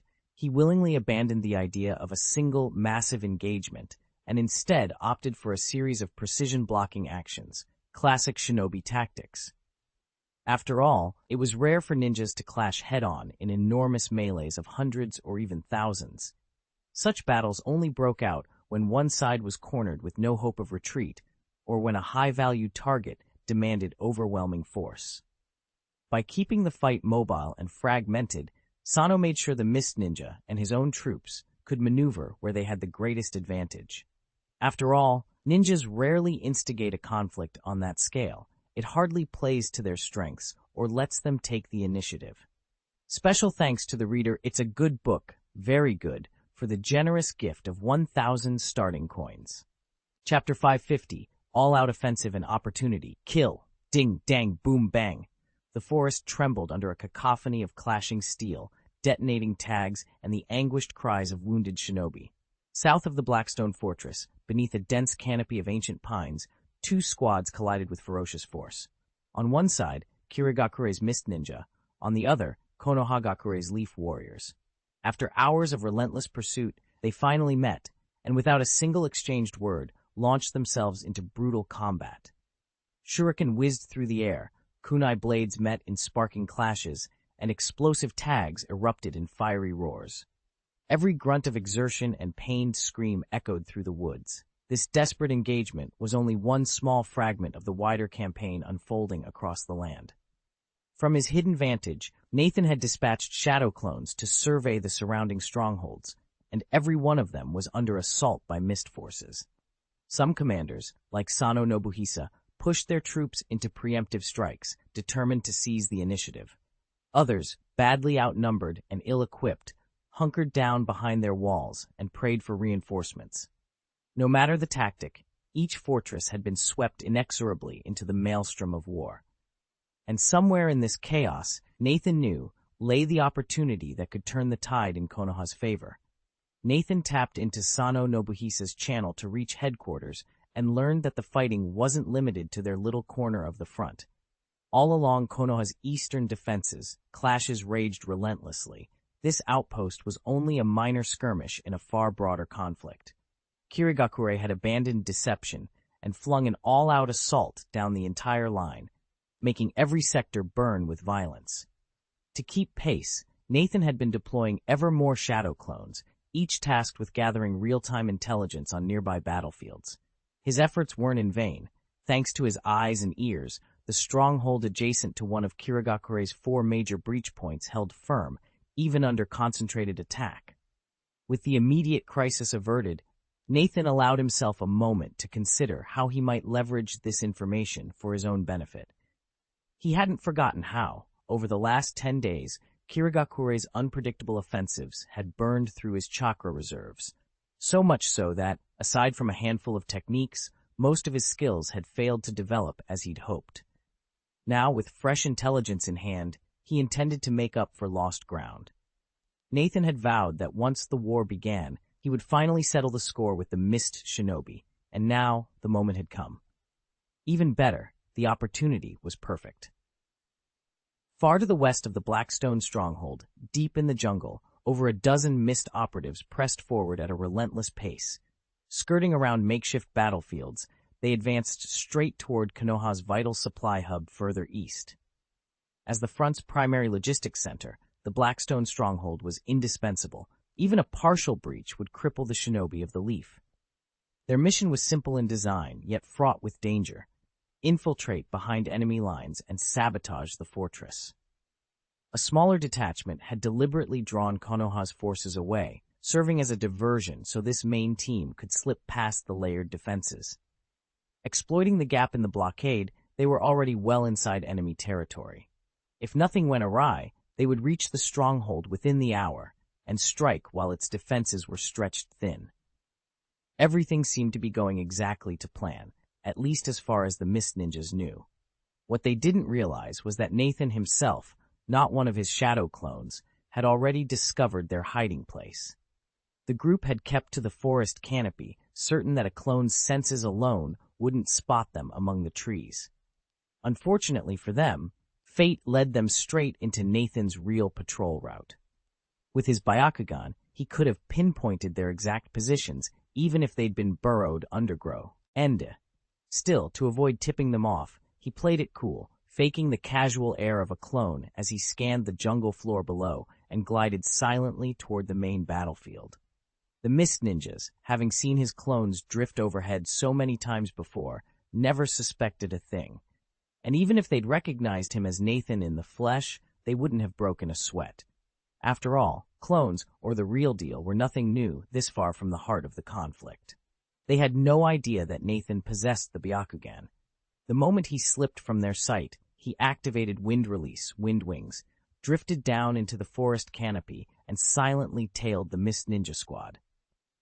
30 minutes later, they halted in a small clearing not far from the Blackstone stronghold. To ensure they were fresh for the next phase of their mission, they decided to rest. That was exactly the opening Nathan had been waiting for. With no warning, he spun a single shuriken from his fingers, formed a hand seal, and unleashed a basic shuriken shadow clone technique. Though only a level 1 jutsu unfit for drawn-out combat, it was more than enough against an unwary enemy paused in mid-action. In the space of a heartbeat, that lone shuriken multiplied into hundreds of whirling blades, each one hurtling straight at the unsuspecting Mist Ninjas. Nathan's timing was flawless. Nathan's ambush struck just as the Mist Shinobi were finally allowed to rest. Though these elite warriors were far from inexperienced, they were ill-prepared for the sudden onslaught. No sooner had Nathan completed his final hand seal than hundreds of razor-sharp shuriken whistled through the air, forcing the shinobi to drop into a tight, defensive cluster. Exactly the pattern Nathan had anticipated. With a swift breath, he unleashed a powerful ninjutsu, fire style, great dragon fire technique. 3 towering dragons of flame roared into existence, each one spiraling along a different axis, left flank, right flank, and directly overhead, aiming to envelop the Mist Shinobi in a fiery pincer. Caught off guard, the soldiers could barely raise their arms in time. Their hastily formed shields buckled under the blistering heat as the dragons lunged. It seemed the attack would leave them no room to maneuver, until a lone mist-hidden ninja and 2 veteran jonin at the group's edge sprang into action. The hidden ninja tore a paper seal from his scroll case and slapped it onto the ground. Instantly, a swirling veil of churning mist erupted around the dragons, steam hissing where cold vapor met scorching fire. The lead dragon clawed at the haze, its fiery form wavering, while the other 2 recoiled at the sudden chill. Nathan's eyes narrowed. The perimeter jonin called out coordination signals, tightening their ranks and preparing to strike the immobilized creatures. But Nathan was already moving on to his next technique, weaving chakra into his legs to dart around their counterattack. The Mist Shinobi had expected an easy target, but Nathan's relentless ingenuity promised a far more explosive confrontation. And this battle had only just begun. Nathan's opponents barely had time to react. The Kirigakure squad fell into synchronized hand seals, voices rising in unison as they unleashed a barrier jutsu to deflect the twin fire dragons barreling toward them. For a heartbeat, they dared to hope the infernal beasts had been repelled, until a razor-sharp column of water erupted from the forest's edge. It impaled the second ninja in their ranks, punching clean through his chest plate and splintering the ancient oak behind him with a thunderous crack. A howl of agony rent the air. The squad's leader barely hesitated. He dropped into a low stance, shouting, "Brace yourselves," as he twisted his fingers into a new series of seals, determined to counter Nathan's next move. But it was already too late. 11 days of relentless training had elevated Nathan's water style, water break wave, to level 6. With scarcely more than a tilt of his head, he guided the pressurized column to sweep across the clearing. A ling tide that swallowed the entire Kirigakure team in its path. Their screams of pain echoed among the trees, a grim testament to the gap that now yawned between them and Nathan's newfound power. Nathan scanned the aftermath with cold precision. In a single sweeping strike, he'd bisected 3 missed Chunin and sheared off half an arm from a 4th. Add the 2 ninjas he'd impaled with his water column at the outset, and the tally reached 5, nearly 1/3 of their force wiped out in moments. True, they were only Chunin, but even so, watching so many comrades fall so swiftly shattered the missed contingent's morale. Shaken faces and trembling hands replaced their usual razor-sharp resolve. Nathan sheathed his blade and exhaled softly. Tonight, it was done. Chapter 551, with ease. "Who's there? Show yourself!" The leader of the Mist Village squad snarled as he surveyed the 5 shinobi he'd just sent flying, some dead, others grievously wounded. Fury flared in his eyes. Drawing deep on his chakra, he unleashed a powerful jutsu toward the shadowed thicket where Nathan lay hidden. Water release, exploding wave. No longer bothering with subtlety, he vaulted onto a sturdy branch overhead and expelled a pressurized stream of water from his mouth. The instant it struck the forest floor, the jet swelled into a roaring tidal wave that bulldozed through undergrowth, snapping saplings, tearing up earth, and scattering stones like pebbles. Nathan watched from the safety of the dense woods, a pleased smile tugging at his lips. He'd been eager to see this technique in action. Its wide-sweeping clearance was reminiscent of his own wind release, great breakthrough, and the jutsu's after-effect, pooling vapor-rich water, would greatly amplify any follow-up water release attacks. In terms of battlefield versatility, it was nothing short of brilliant. Nathan's heart pounded as he realized what he was watching. The water-style jutsu his opponent was preparing. When fully mastered, it could be upgraded to the legendary water-style, Great Explosive Torrent, an A-rank ninjutsu Nathan had always coveted but never had the chance to learn. Now, hidden in the dense forest, he had a perfect view of every subtle movement. The instant his adversary began the technique, Nathan sprang into action.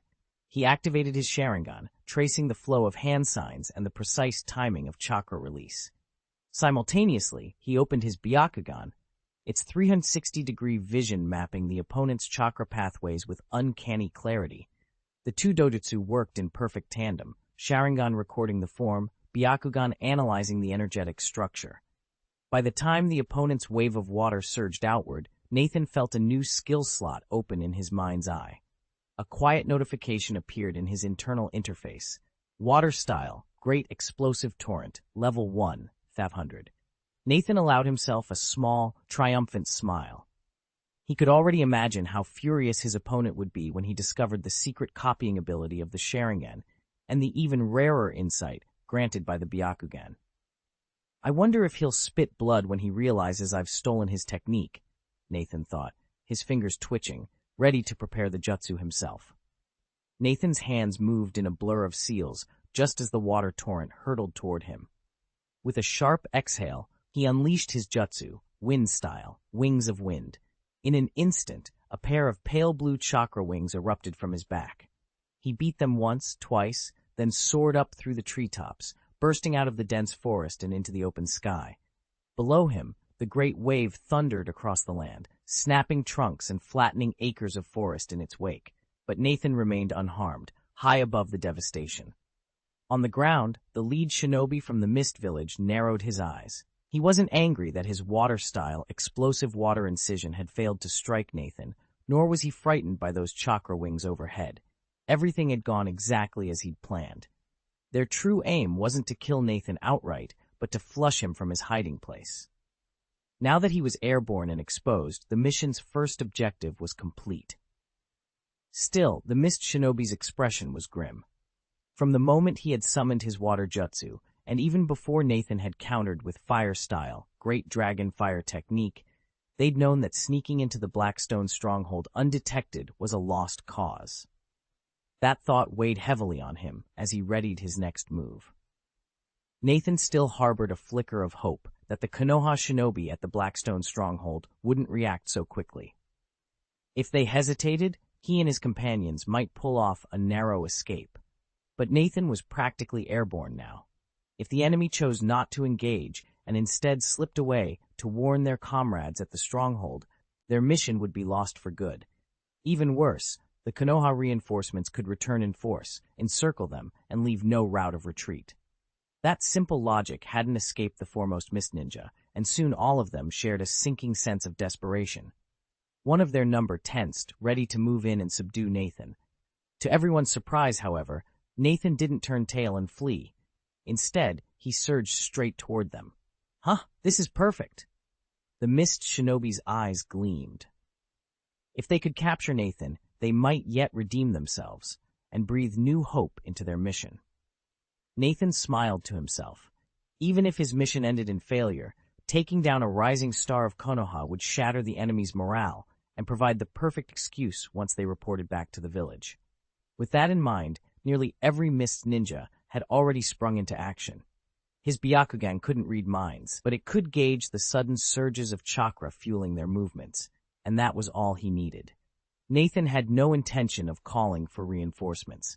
If he scattered these shinobi one by one, they'd flee in every direction, and he'd lose the chance to harvest their chakra.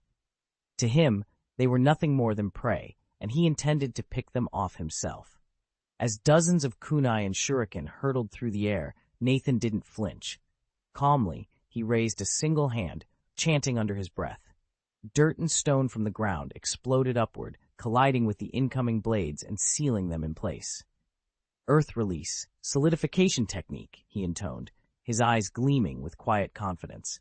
A faint glow shimmered across Nathan's body, so subtle that to the untrained eye, nothing seemed different. In reality, his skin's defenses had risen to an almost preposterous level. Anyone scrutinizing him with the Byakugan would now see a dense layer of earth-release chakra enveloping his flesh, giving it a hardness that surpassed steel. This was the perfected form of the earth release, hardening technique. The beauty of this jutsu lay in its invisibility and flexibility. By adjusting the amount of chakra he channeled and drawing on his mastery of earth nature chakra, Nathan could vary its hardness at will. At full power, his reinforced skin could withstand nearly any blow from ninja tools, even those sharpened with wind-release chakra. As long as the technique remained active, no ordinary physical strike could break through. Only a counter-jutsu like thunder release, designed to disrupt earth chakra, stood a chance of piercing his defense.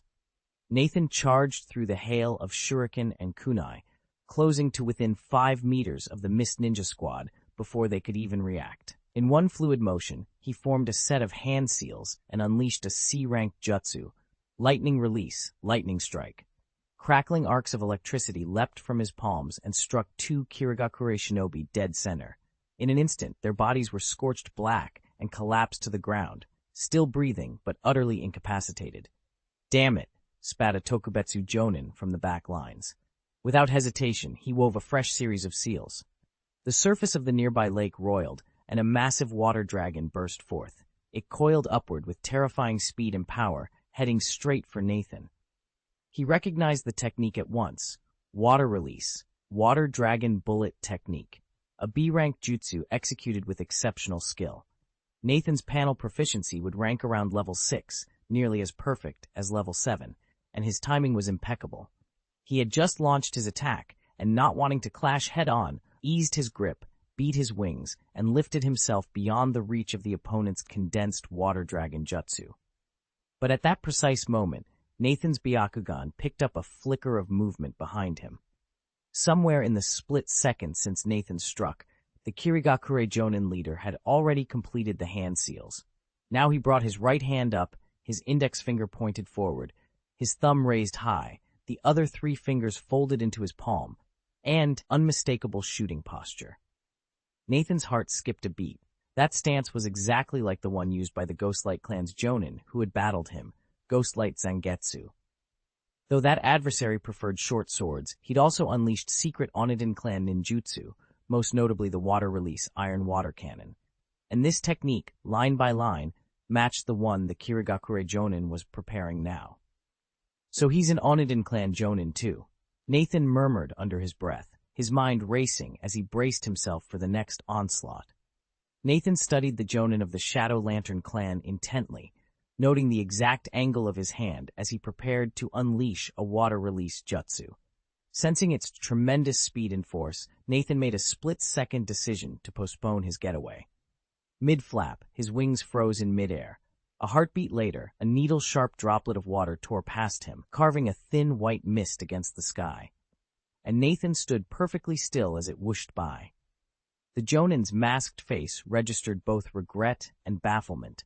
He'd struck from the shadows, confident no one could predict such a stealthy attack, yet Nathan had evaded it without effort. The question in the Jonin's eyes went unanswered, and Nathan had no intention of revealing how he'd seen it coming. But in buying that precious moment, Nathan had lost the chance to vanish completely.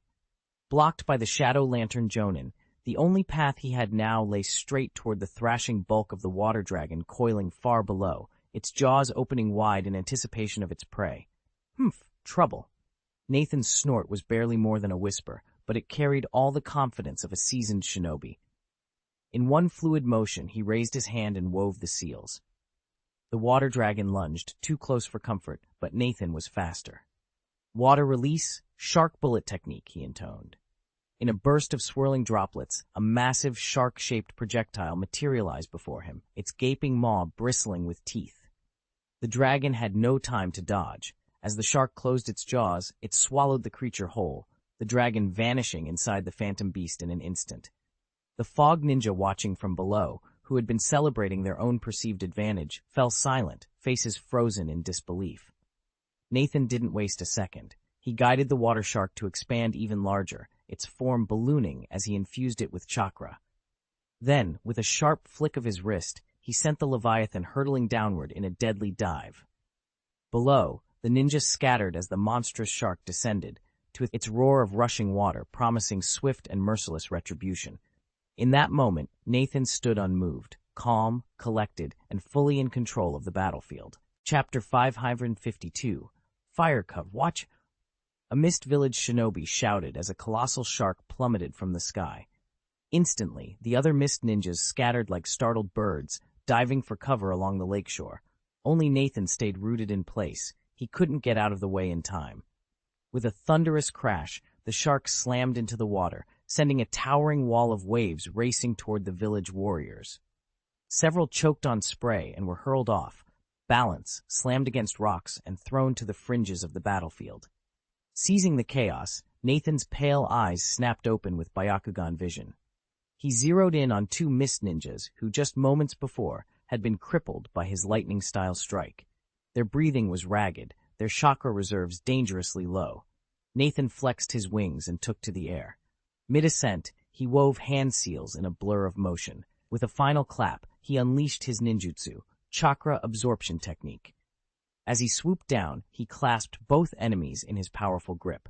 A crackling aura of red chakra leapt from their bodies into Nathan's palms. This level 6 jutsu drained 2,000 chakra points every second, swiftly converting their life force into raw energy he could wield. Within moments, the two mist ninjas slumped, their bodies utterly depleted, while Nathan's own chakra reserves swelled with the stolen power. He landed lightly on the water's surface, ready to turn the tide of battle even further in his favor. The two mist-hidden ninjas didn't even last a few seconds before their chakra was completely siphoned away. Nathan froze, about to harvest whatever spiritual and physical energy remained, only to find their bodies already cold. Of course, their injuries had been fatal all along. It was only the flow of chakra that had kept them alive. With that life force drained away, survival was impossible. Crap, he muttered under his breath, then let their bodies drop to the ground. Moments earlier, on the opposite side of the clearing, by Captain Gideng, Wu Yue's side stood a specialized mist-hidden ninja, his expression grim. He watched Nathan's movements intently. "Captain," he reported, voice low, "he's drawing out Dachi and Tyron's chakra." Gideng Wu Yue nodded once, his face impassive. He'd already noticed the phenomenon without being told. Nathan's ability to leech chakra was unmistakable. He'd only just regained consciousness after their initial skirmish, his senses still sharpening. Transferred from the mainland just days ago, he was new to this theater of war. Though he'd heard tales of Nathan's prowess, he'd never seen it in action, and until now, he had no true measure of the man's strength. Nathan had believed that sparing his life when they first captured him might preserve a sliver of hope for their mission. Now it was clear he'd miscalculated. Nathan's strength far exceeded their expectations. There was no reason to hold back any longer. Everyone, Plan C. Gideng Wuyu's voice rang out, precise and commanding, carried on the wind to every mist ninja on the field. 11 of them remained. Gideng Wuyu himself, the Jonin with heightened perception at his side. 1 regular Jonin, 2 other special Jonin, and 6 Chunin. At the code word, they barely paused before producing sealed scrolls from their pouches. With a swift break of the seals, a cascade of ninja tools and explosive tags tumbled into their gloved hands. Nathan, still reeling from absorbing the chakra of 2 fallen mist ninjas, lifted his gaze just in time to see them launch their counterattack, instruments of war arcing through the air toward him. However, this time was different. Unlike the hastily thrown-together ambush just moments ago, their latest assault was meticulously prepared. Every ninja tool launched was fitted with explosive tags.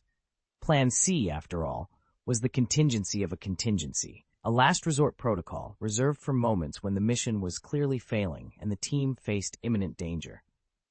Once leadership greenlit Plan C, the Shinobi were free to deploy any resources the village had stashed away for this precise scenario. And what weapon shatters a stronghold more effectively than a cache of explosives?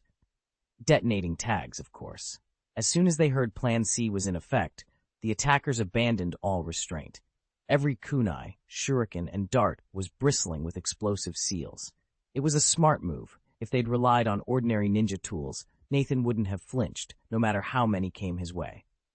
But a barrage of densely clustered detonating talismans was an entirely different threat. Even Nathan, with his lightning-fast reflexes, found himself weaving and ducking to avoid their deadly blast radii.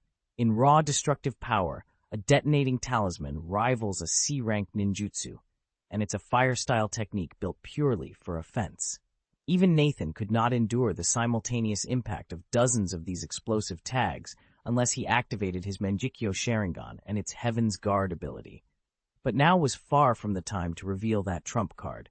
Above him, the sky seemed to rain inverted stars. One by one, kunai tipped with burning talismans arced through the air, cutting off every avenue of escape before hurtling toward Nathan's position. Moments later, the world shook with a barrage of thunderous detonations. Crimson fireballs blossomed against the twilight sky like dire fireworks, turning clouds to embers and casting the battlefield in an infernal glow. Yet the initial salvo barely scratched the assault force's momentum. At Kizuna Wuyue's signal, the Mist Ninjas unleashed a second and then a third wave of identical attacks. New kunai streaked forward even as the first cluster of talisman charges erupted, promising to reduce friend or foe to ashes in a single, merciless blast. Nathan's pulse hammered in his chest. He needed a way out, and fast, before the next explosion closed every route of retreat. Suddenly, the detonating tags that had just begun to quiet roar back to life. New fireballs erupt in blinding flares, their shockwaves pulsing outward in erratic ripples. Even the Mist Ninja at the rear can't help but stumble back 2 steps under the onslaught. Clearly, someone must still be trapped in the blast zone, exactly as Guideng Wuyue intended. Having finally gauged Nathan's true power, he seized the chance to overwhelm him with a relentless barrage before he could even react. Without hesitation, Wuyou unleashes 3 successive waves of exploding tags, saturating every inch of sky and sealing off every avenue of retreat. Had this assault fallen on anyone else, even a shinobi capable of the same aerial ninjutsu as Nathan, they would have been incinerated long before the second round. Caught off guard, Nathan feels the heat scorch his clothes and the concussions ring in his ears. But his Byakugan and Sharingan flare to life, charting each blast's trajectory and guiding him through the deadly storm. From the vantage of the Mist Ninja, the attack looks flawless. 3 rounds of bombs, perfectly timed, leaving no opening. Yet amid that cacophony of exploding tags and rolling fireballs, Nathan clings to the narrowest sliver of space and refuses to fall. Nathan leaped through the swirling rain of kunai and shuriken, each weapon streaking at its own unpredictable speed. Even the timing of the detonating talismans differed, creating faint gaps between explosions that he could exploit. To onlookers, Those fractions of a second meant nothing. But to Nathan, they were critical openings, loopholes he could exploit.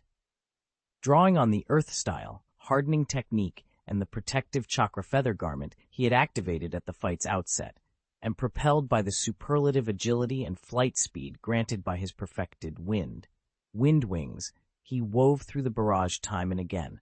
So long as no talisman detonated directly against his body, none of the explosions would deliver a mortal blow. With the mist ninjas gaping in disbelief, Nathan surged out of the inferno and hovered in midair. His uniform hung in tatters, the fabric shredded beyond even a beggar's ags. Scorched patches mottled his exposed skin, and a thin trickle of blood dripped from the corner of his mouth, proof that his internal organs had not emerged unscathed. Yet he remained aloft, defiant, ready for whatever came next. The mist ninjas were still shaken to their core. After all, if they'd been in Nathan's shoes, they wouldn't have had the confidence to dodge that hail of firepower. Supplement to Chapter 553. Nathan hovered high above the clearing, casually brushing a wisp of dust from the hem of his cloak. His face was almost painfully serene. No act, but genuine calm. The Mist Ninja squad below had expected him bent and broken by the detonation talisman, yet Nathan's earth-style hardening technique and chakra feathercloth had absorbed the blast. Only superficial bruises remained. With his constitution now at 20 points, his body's natural healing had already knotted the flesh back together. No medical ninjutsu required. His unruffled composure only served to unnerve the Mist Warriors. For more than 10 taut seconds, they stared up at him in trapped silence.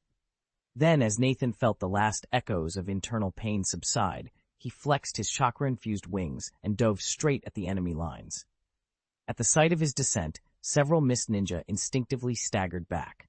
Nathan's aura hit the Mist Ninjas like a wave of ice, and they froze in place. Seizing the moment, Gi Deng Wuyue's voice rang out again. "Everyone, attack!" The command snapped them back to focus. Dozens of kunai, each fitted with a detonating tag, whistled through the air toward Nathan. But it was all a feint. With a fluid motion, Nathan traced a high arc and launched himself skyward.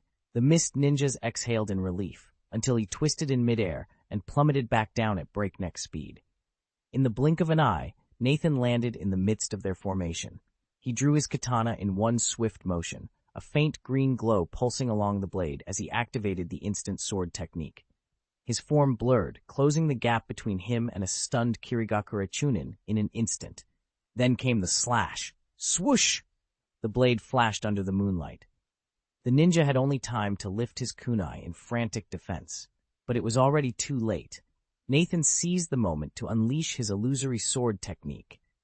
In the blink of an eye, the single blade he swung multiplied into 3, each edge slashing toward the Kirigakure Chunin at staggered intervals. The Chunin's eyes went wide. He couldn't tell which knife was real, and hesitation would be fatal. Trusting only his instincts, he thrust up his forearm to block the first elongated blade, and guessed wrong. Nathan's attack was faster. With a fluid shift of his wrist, he transformed the downward slash into a horizontal sweep, the blade narrowly missing the kunai held in the Chunin's hand and slicing across his chest. The wind chakra coiling around Nathan's sword shredded the mist uniform in an instant. When steel met flesh, a deep wound yawned open, blood soaking the torn fabric. Had Nathan mastered wind-style vacuum blade, a single stroke might have cleaved his opponent in two, but he had no wish to kill. Before the Chunin could fully recover, a kunai whistled through the air. Nathan pivoted on his heel and leaped back, letting the projectile fly harmlessly past as he prepared for the next exchange. Swish! Nathan materialized in front of the badly wounded Miss Chunin. Through his Byakugan, he scanned the newcomer's chakra signature and confirmed what he'd suspected. This was a Jonin-level shinobi. Without a moment's hesitation, he slipped past the attacker's strike and activated his instant sword technique, vanishing and reappearing beside another Miss Chunin hovering just out of range. This was exactly the diversion Nathan had planned before touching down, quick, fluid, and precise. Still, the second ninja was no slouch. The instant Nathan re-emerged, the Jonin unleashed his body flicker technique to intercept the blade. Nathan didn't flinch. He narrowed his gaze, drew in chakra, and unlocked Illusion Sharingan. His right eye blazed blood red as three magatama swirled in the iris, ripples of genjutsu power pulsing outward. The mist Chunin's face went ashen. "Not good," he muttered, clamping his eyes shut and stumbling backward. He'd sensed the crushing strength of a Sharingan illusion. What he didn't know was that Nathan had no intention of using genjutsu, at least not yet. Nathan resists, the urge to unleash his Mangekyo Sharingan. So long as his targets stayed alert, they could usually fend off outright mind control. His aim this time was simpler: force them to retreat. He'd learned that the mere threat of the Sharingan was often enough to break an opponent's will. No sooner had the Kirigakure Jonin backed away than Nathan vanished and reappeared before awaiting Chunin. In a heartbeat, he activated his illusion Sharingan. The Chunin lifted his kunai, but instant paralysis seized him. Before the stunned shinobi could react, Nathan sidestepped a flurry of kunai flying from the flanks and rematerialized behind his target. The other Kirigakure ninja, uncertain of his next move, faltered in their assault.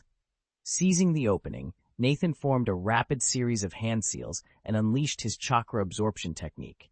With a firm grip on the Chunin's shoulder, he drew out the man's chakra, draining him of strength and dragging him clean off his feet. In that same instant, a lone kunai clattered to the ground where the Chunin had stood.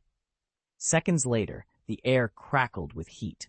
A soft hiss, like smoldering embers coming to life, echoed through the clearing. Nathan caught sight of a kunai streaking toward him, its blade bristling with a burning, detonating talisman. Before he could react, it struck the ground with a deafening boom. A massive crater yawned where he and the Kirigakure Chunin had just stood.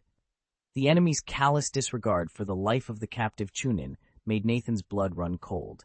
He spun to locate the attacker, a perceptive special jonin whose keen eyes had spotted them both. Recognizing the threat, Nathan's senses sharpened. Kunai and shuriken whizzed in from all sides. Throw after throw aimed to pin him down. Nathan bounded away, each leap calculated to evade the incoming storm of metal. Moments later, as the next wave of weapons whistled past, Nathan seized his chance. He drew in the captive Chunin's chakra, siphoning off the man's already waning mental and physical strength. With a surge of energy, Nathan supplemented the two seriously wounded Chunin he dispatched earlier. His own reserves, stretched thin by countless shadow clones, snapped back to full capacity.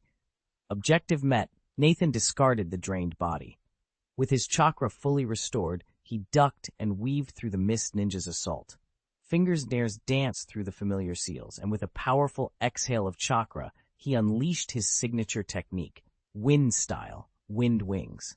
Nathan's speed surged in an instant, and he shot off diagonally, immediately putting himself out of the mist ninja's attack range. No one could intercept him. Everything happened too fast. From the moment he collapsed to the second he was airborne again, less than 20 seconds elapsed. By then, a handful of mist ninjas had reached the very spot where Nathan had stood. Looking up to see him hovering safely overhead, a wave of helplessness swept through them all. Chapter 554, Half a Caddy and Half a Tail. Nathan struck before the mist ninjas could even catch their breath. They'd already failed twice, once to break his guard, then again to seize his flank, and with each failure their morale crumbled a little more. According to the old adage, the first blow wounds, the second weakens, and the third shatters completely. If he could unleash one more decisive strike, these shinobi would no longer pose a threat. They'd be routed, if not utterly destroyed. Drawing a deep breath, Nathan formed a series of intricate hand seals. His chakra flared, gathering in his palms until a colossal sphere of flame coalesced between his hands. Even though this was formally classified as a C-rank technique, fire release, great fireball technique, no one watching now would mistake it for anything less than devastating. The orb swelled rapidly, its heat rippling outward in waves of shimmering air. At the edge of his control, Nathan let out a single commanding shout, "Go!" The fireball plummeted down like a second sun, bathing the clearing in searing light. Beneath its glare, the mist ninjas froze, eyes wide, weapons slack, helpless as the inferno bore down upon them. Kazuki Wuyue was the first to react. "Retreat," he barked, and his sharp shout shattered the stunned silence. Instantly, every shinobi scattered in all directions. No sooner had they fled than a deafening boom shook the clearing. A colossal fireball slammed into the lake, erupting in a towering pillar of white steam. The surface water vanished in an instant, and the surrounding trees, which had survived Wuyue's earlier water style, explosive water wave, were now nothing but charcoal husks. Had the nearby forest not already collapsed into the reservoir, Nathan's attack would have wrought even greater havoc. With Wuyue's watery terrain advantage gone, Nathan activated both his Byakugan and Sharingan, piercing the swirling mist to lock onto his targets.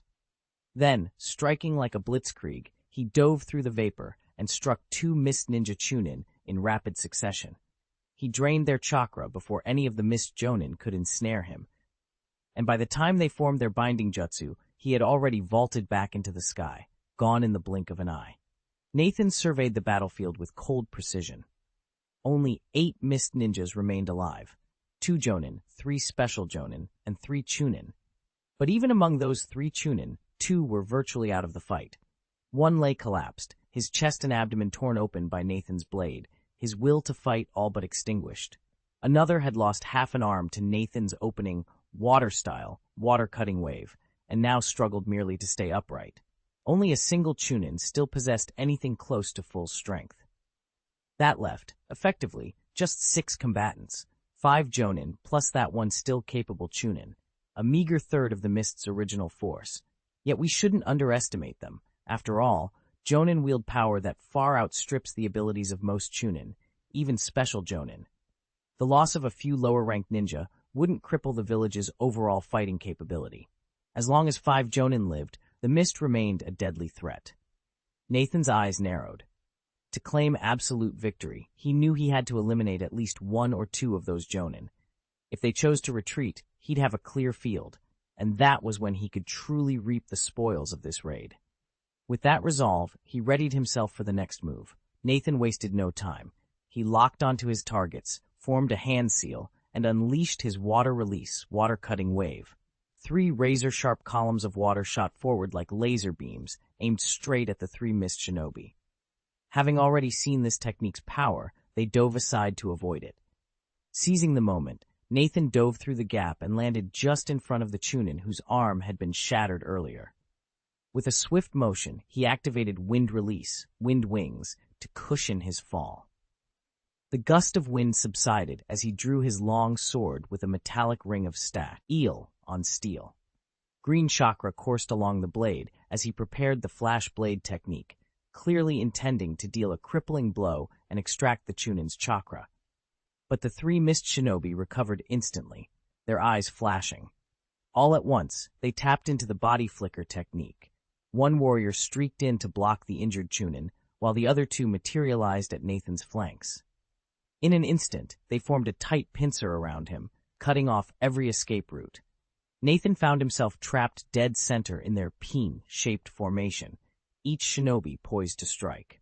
Nathan assessed their coordinated movements and realized they'd anticipated an attack. Still, he didn't flinch. His true target wasn't the armless Chunin they'd set up as bait. He shifted his focus to the Mist Shinobi before him, the very Jonin he'd driven back only moments earlier. Without hesitating, Nathan activated his Sharingan and fixed his crimson gaze on Ochi Nishikawa. The blood-red Tomoe swirled in Nathan's eyes, and the surge of chakra-driven willpower was unmistakable. Instead of dodging, Nishikawa met his stare, hefted a kunai, and stepped forward, certain Nathan wouldn't risk deploying genjutsu. That arrogance was his undoing. In an instant, Nathan wove the hand seals for the illusion Sharingan. Before Nishikawa could react, his consciousness was wrenched into a dreamlike trap. His body went rigid, eyes glazing over as the world around him faded. By overestimating his opponent's restraint, Nishikawa had walked straight into Nathan's ambush, and now, with the Mist Jonin frozen in place, Nathan held his enemy's fate in the palm of his hand. Nathan instantly recognized the setup as a trap. Through his Byakugan, he spotted Kazuki Wuyue crouched just off to his right, already poised and aiming a finger like a pistol. In the next instant, a single bead of water streaked toward him with lethal velocity. Reacting in a heartbeat, Nathan jerked to a sudden stop and tilted his head just enough to let the projectile zip past harmlessly. Had he instead stepped forward, the shot would have pierced his skull without hesitation.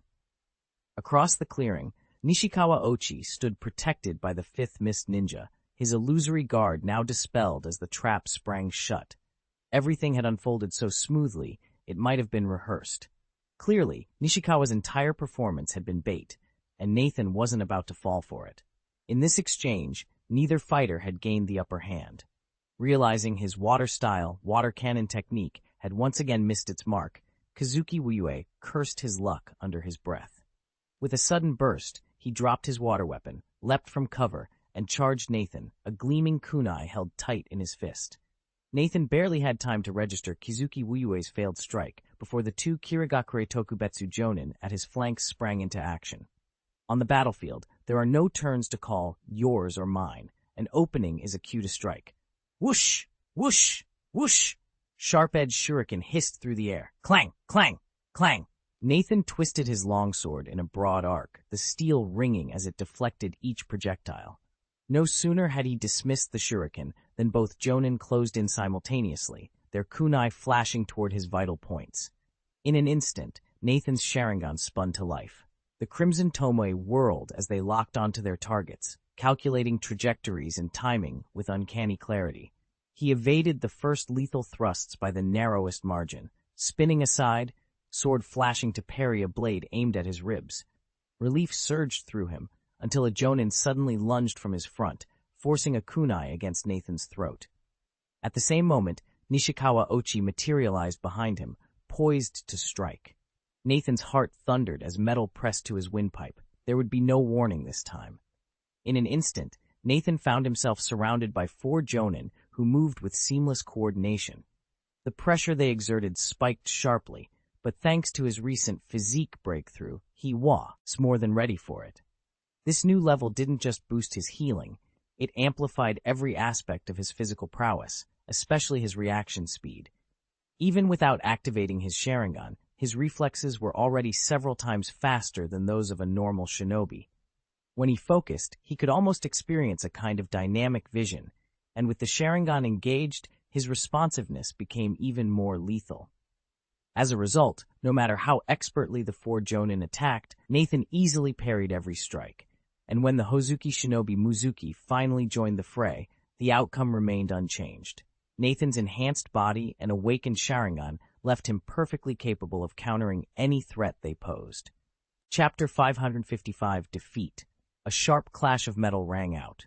Nathan stood alone, his long sword sweeping through the air as he took on 5 adversaries at once, and he wasn't losing ground. Thanks to his Byakugan, he enjoyed true 360-degree vision, spotting every movement around him. Without it, he would have relied solely on instincts to dodge the hidden strikes coming from behind. Now, he saw them early, neutralizing threats before they even reached him, and creating openings for fierce counterattacks. A specialized Kirigakure ninja, hoping to exploit a blind spot, lunged at Nathan from behind. But the moment the assailant's companion struck, Nathan pivoted, catching the motion in his peripheral vision.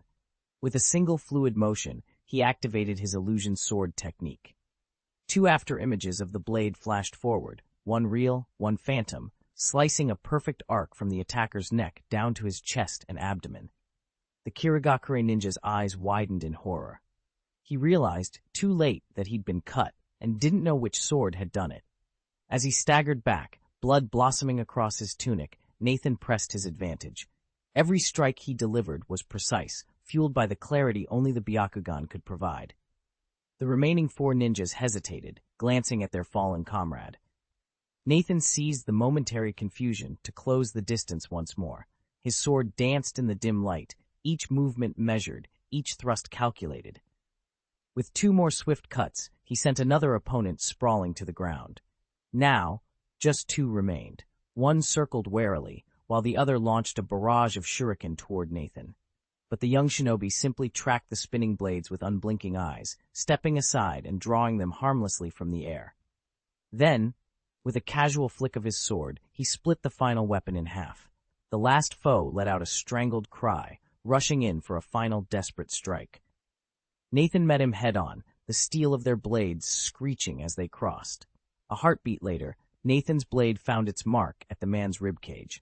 The attacker crumpled to the ground, breathless. Silence fell over the clearing. 5 enemies lay defeated at Nathan's feet, their weapons scattered around him. Raising his sword, he allowed himself a small, resolute breath. Another battle won, another test of the power he wielded. And yet, as he surveyed the scene, Nathan knew this victory was just one step on a much longer path. Nathan relied on instinct to pick one of the phantom blades to block, and he guessed wrong. The real sword pierced clean through his kunai. The mist-hidden special Jonin's eyes widened. This was bad. He sprang backward, desperately trying to dodge the genuine kunai that followed.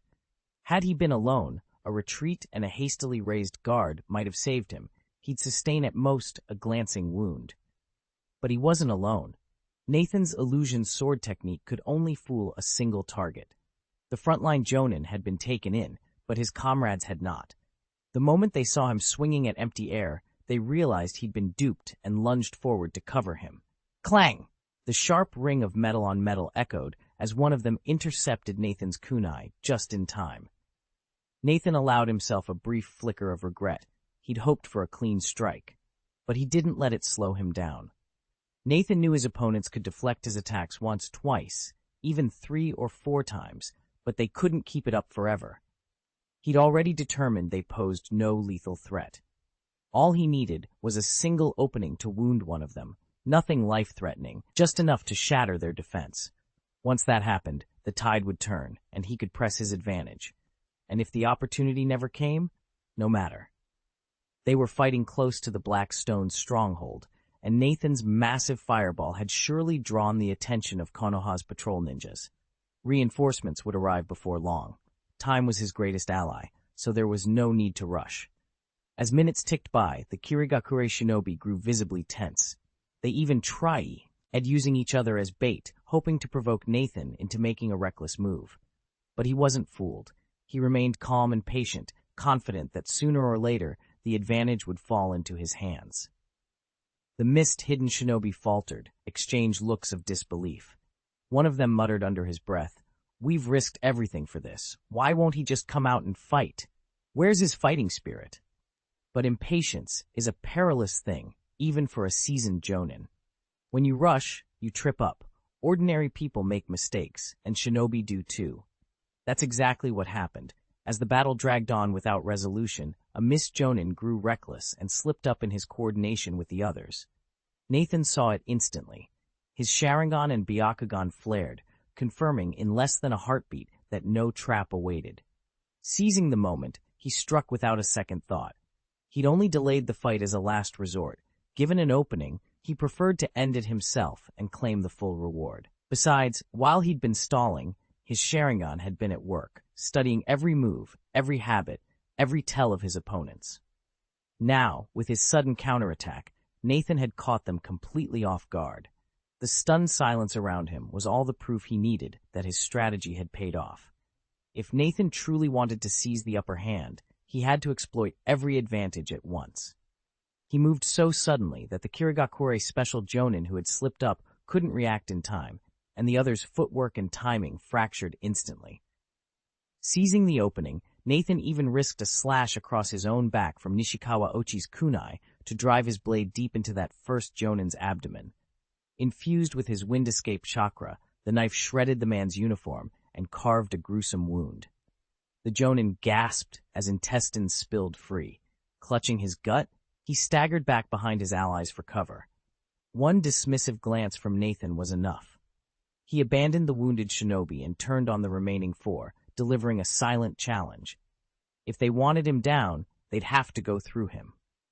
Bolstered by his extraordinary self-healing and the unshakable confidence born of mastering the palm immortal art, Nathan surged forward, ready to trade blows and tip the scales decisively in his favor. Confused by Nathan's sudden ferocity, the 4 Kirigakure shinobi abandoned their coordinated offense and hastily dropped into defense, precisely the opening he needed. In the blink of an eye, he unleashed 2 unregistered ninjutsu, Chakra Scalpel and Rasengan, with surgical precision. One opponent fell, grievously wounded, further sapping their numbers and morale. Seizing his advantage, Nathan pressed the attack without mercy. His blade became a whirlwind, fusing the liquid grace of Konoha swordsmanship with the brutal efficiency of Uchiha style. He then layered on his instant swordsmanship and phantom blade techniques, chaining them together so fluidly that the remaining three barely had time to mount a defense. And to counter Ghost Deng Wuyue's water-transforming secret art, Nathan infused every strike of his long sword with thunder escape chakra, knowing full well that lightning conducts through water. Overwhelmed by his perfect storm of steel and thunder, his foes could only flail futilely against an opponent who had truly reached the pinnacle of sword mastery. Facing Nathan, Guy Deng Wuyue dared not unleash his water transformation secret technique. He knew that even a stray bolt of Nathan's lightning chakra could paralyze him, draining away nearly all his strength. Before, by channeling his hydration jutsu, he could shrug off most physical blows and trap Nathan in close-quarters combat. But the moment Nathan mastered the thunder attribute chakra, the whole balance of power tipped in Nathan's favor. This was exactly the outcome Nathan had been training for. With a versatile arsenal, he could adapt on the fly to any opponent. Today's trial proved his strategy sound. Under Nathan's relentless assault, the Kirigakure Special Master wavered. Minute by minute, the pressure mounted until the man finally slipped, committing a crucial error. At that instant, Nathan's eyes gleamed. A vivid green aura flickered into life around him as he invoked the instant sword technique. In the blink of an eye, he reappeared at his opponent's side. Before the man could recover, Nathan's blade arced in a flash of steel and found its mark. Nathan's blade cut through the air just as the enemy's crimson eyes met his own. In that instant, the Sharingan's genjutsu snapped into place, and the phantom sword technique materialized around him. Nathan had expected either Nishikawa Ochi or Kito Mizuki to step in and shield the Kirigakure Special Jonin who stood before him. He never imagined they'd use his attack as cover to turn tail and make their escape. Whoosh, whoosh. In a synchronized motion, both Ochi and Mizuki tossed kunai laced with explosive tags. Without hesitation, regardless of whether their projectiles struck home, they spun away and darted into the dense forest beyond the clearing. "They're running!" Nathan snarled, narrowing his eyes. He snatched 2 shuriken from his belt, lofted them with pinpoint accuracy, and deflected the incoming kunai. Within seconds, twin blasts shook the ground, shaking loose leaves and scattering dust in all directions.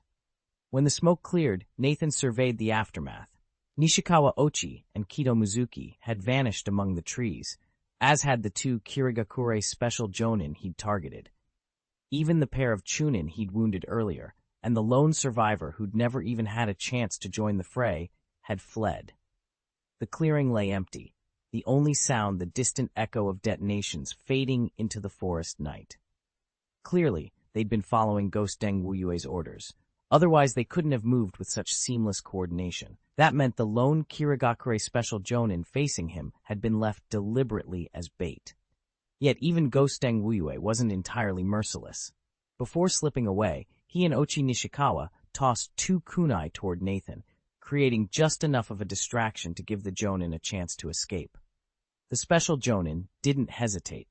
While Nathan was busy dealing with the incoming weapons, his opponent broke free and sprinted into the distance, disappearing in a blur. In an instant, Nathan stood alone on the battlefield. He'd gained nothing tangible from the clash, but no trace of frustration crossed his face. With the Jonin gone, it would soon be his turn to be hunted. Nathan exhaled, sheathed his long sword, and activated his blinking technique. In the next heartbeat, he vanished and raced after his quarry. Chapter 556. Pursuit branches snapped underfoot as 2 Chunin sprinted through the dense forest. Their breaths came in ragged gasps, and every few paces they risked a desperate glance over their shoulders. The first, his left arm in a crude splint, moved as fast as he could despite the pain. His companion, a Chunin who'd been sidelined during Nathan's battle with the 5 great Jonin, matched his pace, both of them praying distance would buy their safety. But Nathan had no intention of letting them slip away. High above the canopy, his Byakugan eyes pierced the undergrowth, locking onto their fleeing forms. He needed to deal with them quickly. Every second spent searching was a second he could not devote to the main threat. With a focused breath, he activated the body flicker technique and vanished from sight. Within moments, the injured Chunin and his ally had covered 100 meters, maybe 200 at most. It felt endless, yet it wasn't nearly far enough. Before either could raise his guard, a shadow detached itself from the trees ahead. The two runners skidded to a halt, chests heaving, hearts pounding. There, framed by tangled roots and flickering moonlight, stood Nathan. His Byakugan eyes glowed unnaturally pale as he regarded them with cool precision. The forest fell silent but for the thundering of the Chunin's blood. Neither man dared move, trapped between the forest's edge and a hunter who refused to lose his prey. Nathan took a single step forward, wind rustling his dark cloak. The chase was over. Nathan's foot slammed into the ground, and in an instant he rocketed forward like a human cannonball. His knee connected squarely with the Kirigakure Chunin's chest, and a sickening crack echoed as ribs shattered beneath the impact. The Chunin gurgled a mouthful of blood and hurtled backward, but before he could touch down, Nathan was already there. Hands moving with blinding speed, Nathan formed a hand seal and invoked his chakra absorption technique. His right hand shot out, clamping onto the back of Oda Hikaru's neck. Suddenly, it felt as though a torrent of chakra had flooded every meridian in Hikaru's body, and then vanished. In the blink of an eye, all of his chakra had been sucked dry. Barely conscious and grievously wounded from Nathan's blow, Hikaru crumpled in Nathan's grip, utterly helpless. With cold efficiency, Nathan hoisted him into the air, draining the last remnants of his spiritual and physical energy. Holding the limp form before him, he strode toward the other Chunin, whose arm lay shattered at his side, ready to finish what he had begun. Nathan advanced with unhurried steps, his presence as heavy as a vice. The mist nin in front of him, his left arm shattered, clung to a kunai so tightly that his hand trembled uncontrollably. Every instinct screamed for him to flee, yet he found himself rooted to the spot. Nathan's oppressive aura crushed his will, and the scarlet glow of his Sharingan bore into the soldier's mind, promising instant death to anyone who tried to run. Overwhelmed by sheer terror, the wounded Chunin's body shook like a leaf in a storm. By the time Nathan reached the prostrate figure of another Mist Chunin, the man's chakra and life force had been completely siphoned away. He lay utterly still, just another lifeless casualty at Nathan's feet. With a casual flick, Nathan dismissed the corpse and refocused on the crippled soldier before him. For a moment, the injured Chunin stared up at Nathan's approaching hand, paralyzed by fear. Then, as if seized by a final surge of desperation, he found the strength to move. With a ragged cry, he lunged forward, thrusting his trembling kunai straight at Nathan's throat. But it was too little, too late. Nathan's speed was absolute, and the dying man's desperate strike simply missed its mark. Nathan sneered. In a blur of motion, his slender fingers shot out, knocking the kunai from his opponent's hand before closing tightly around the Chunin's throat. With a surge of chakra, he activated the chakra absorption technique. The young shinobi gasped and writhed for only a few agonizing seconds before Nathan had drawn out every last drop of his chakra, along with his life force. His body went limp in Nathan's grip and slumped to the ground. Without pausing, Nathan formed a quick hand seal. Fire-style, burning ash technique. Two seething orbs of flame erupted from his palms, engulfing the corpse at his feet and the broken-armed Chunin beside him. As the fire died down, Nathan shook his head, dismissing the smoldering remains. Switching on his Byakugan, he scanned the battlefield. Two more fleeing figures stood out against the iron-gray plains, their chakra signatures leading away from the Blackstone stronghold. They were too far gone to simply ignore. Determined not to let them slip through his grasp, Nathan's hands wove another series of seals. Wind-style, wind wings. Pale blue chakra feathers burst from his shoulder blades, lifting him into the sky on a cushion of swirling wind.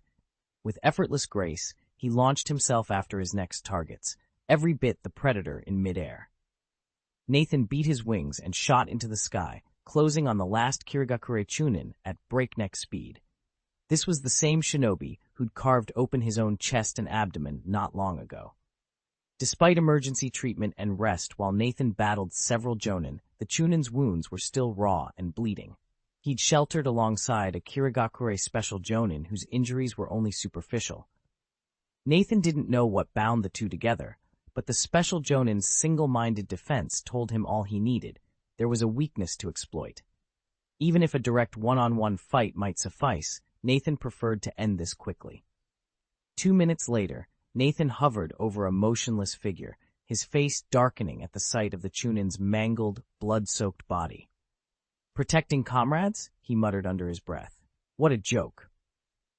The so-called special Jonin had simply been hiding behind this Chunin, using him as bait. Worse still, Nathan realized that the enemy had cursed the young shinobi with a forbidden seal, one that would turn a body into a suicide bomb. During their retreat, the technique had been activated without the Chunin's knowledge. Nathan clenched his fists. There would be no more games. Now that he'd uncovered their trick, he would finish this, and make them pay for every life they'd tainted with that vile curse. Nathan lunged forward, overtaking the fleeing party and pinning the Kirigakure Chunin to the ground. Just as he formed the seal to siphon off the fallen shinobi's chakra, the Chunin's curse mark flared to life, and then detonated in an eruption of black smoke and shrapnel. Nathan dove backward, narrowly avoiding the blast that would have maimed him otherwise. He forced himself to his feet and glared across the ruined clearing at the lone figure advancing toward him, a Kirigakure special Jonin whose lips curved into a cruel smirk. Nathan's fingers reached for the next hand seal, but each time he tried, his hands froze mid-motion. Panic lanced through him as he realized why he couldn't complete even the simplest sign. The Jonin had already ensnared him in the forbidden magic shackle technique. His muscles refused to obey. Nathan's mind raced. He wanted to yell a warning, to curse out his unseen opponent, anything, but no words came. Frustration welled in his chest. He closed his eyes for a heartbeat, drawing on every scrap of willpower he still commanded. Then, ignoring the invisible bonds choking his limbs, he thrust his right palm forward in the only seal he could manage. Chakra absorption technique. A tendril of crimson energy shot from his hand, snagged the unconscious Chunin at his feet, and began drawing the man's chakra into Nathan's own reserves. The act of absorption crackled through Nathan's outstretched arm, granting him a surge of power even as every other part of his body remained paralyzed.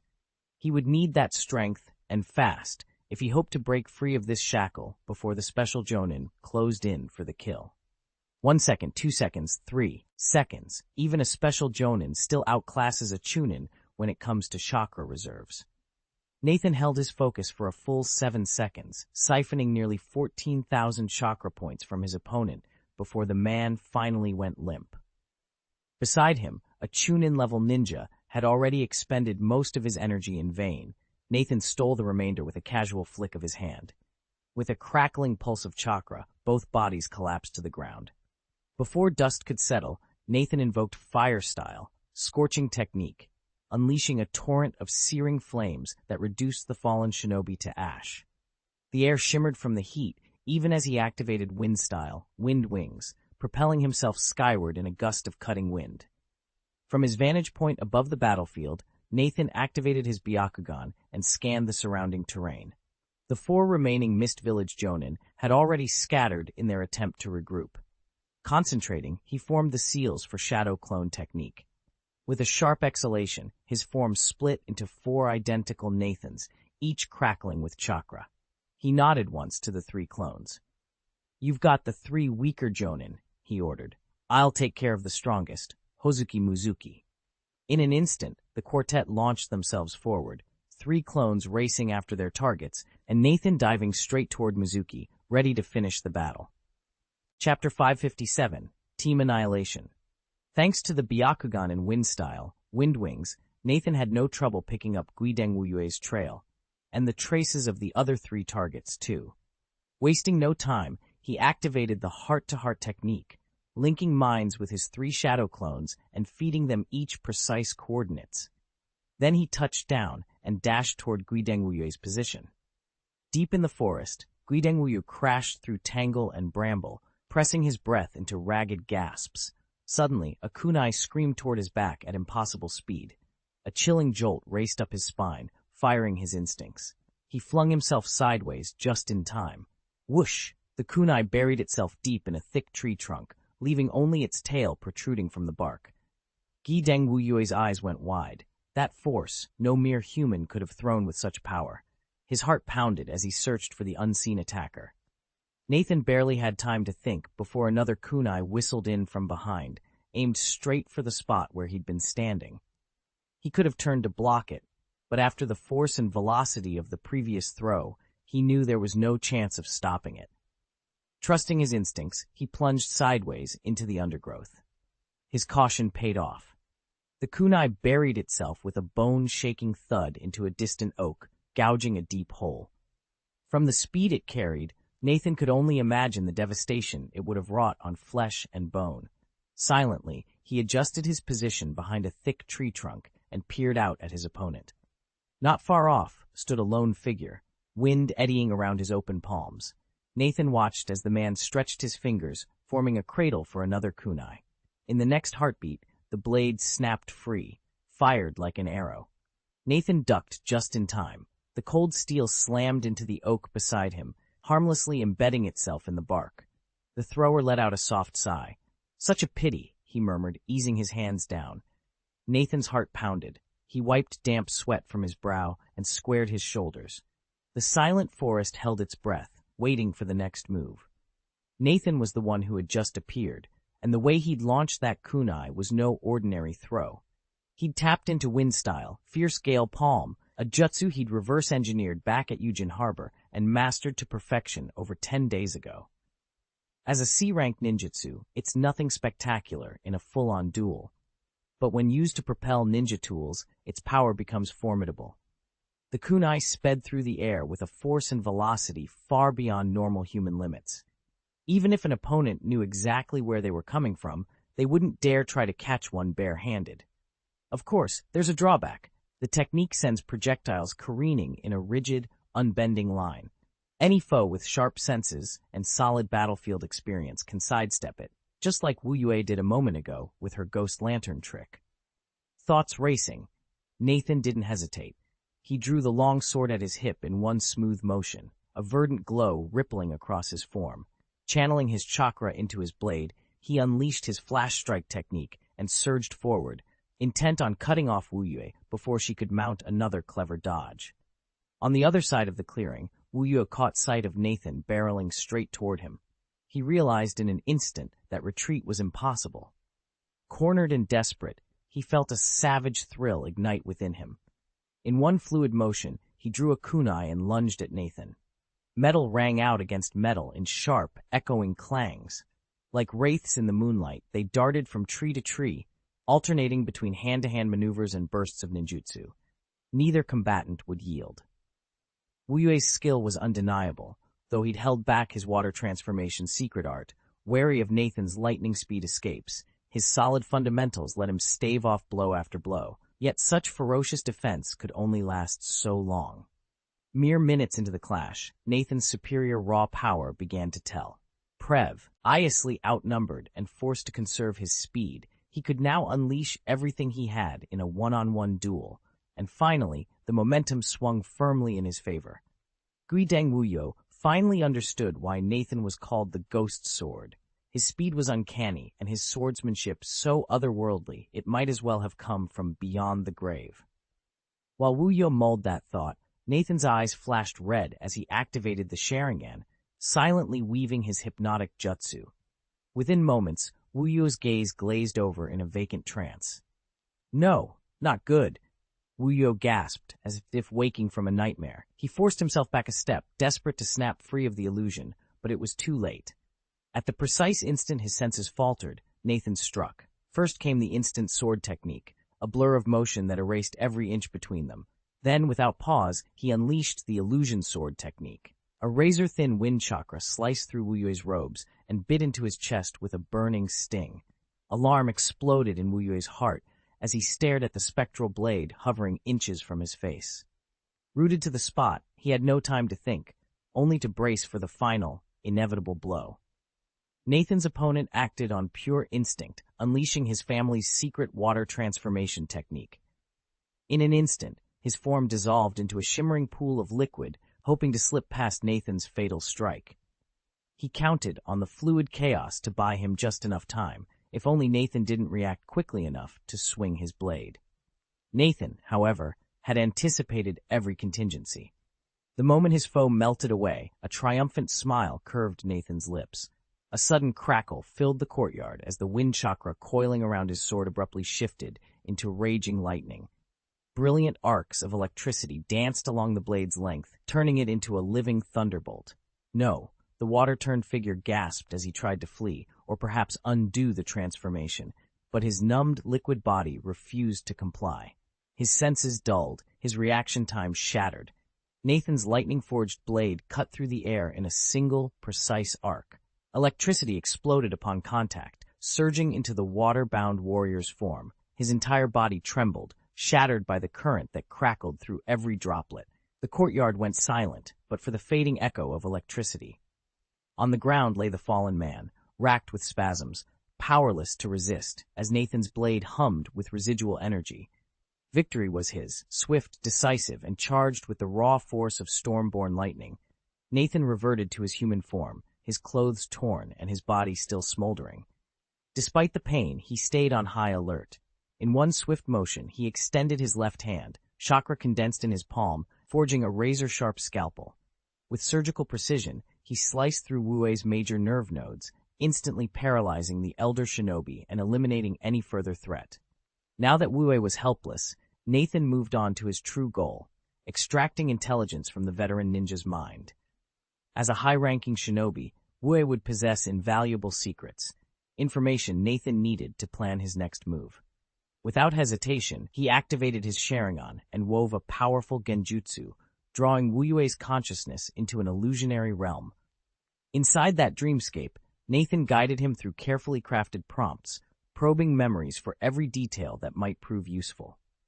Minutes passed in near silence. Roughly 10 minutes later, Nathan released the genjutsu and stepped back.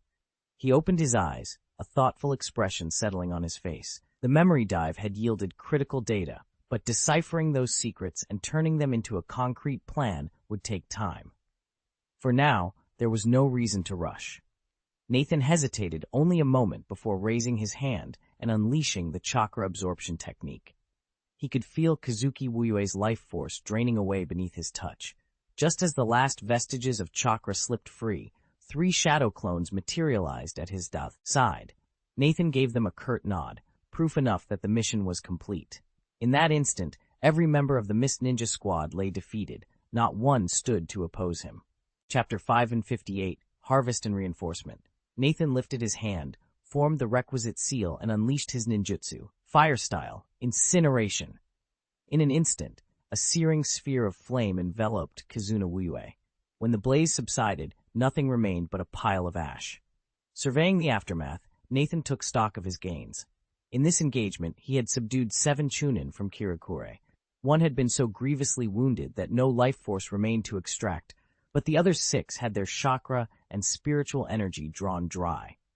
Altogether, they contributed 45,000 chakra points, an average of just over 6,000 per person, placing them squarely in the upper middle tier of their rank. Their untapped potential had counted for little once they faced Nathan's speed and precision. Had the skirmish dragged on, their reservoirs might have been depleted further, but time was never on their side.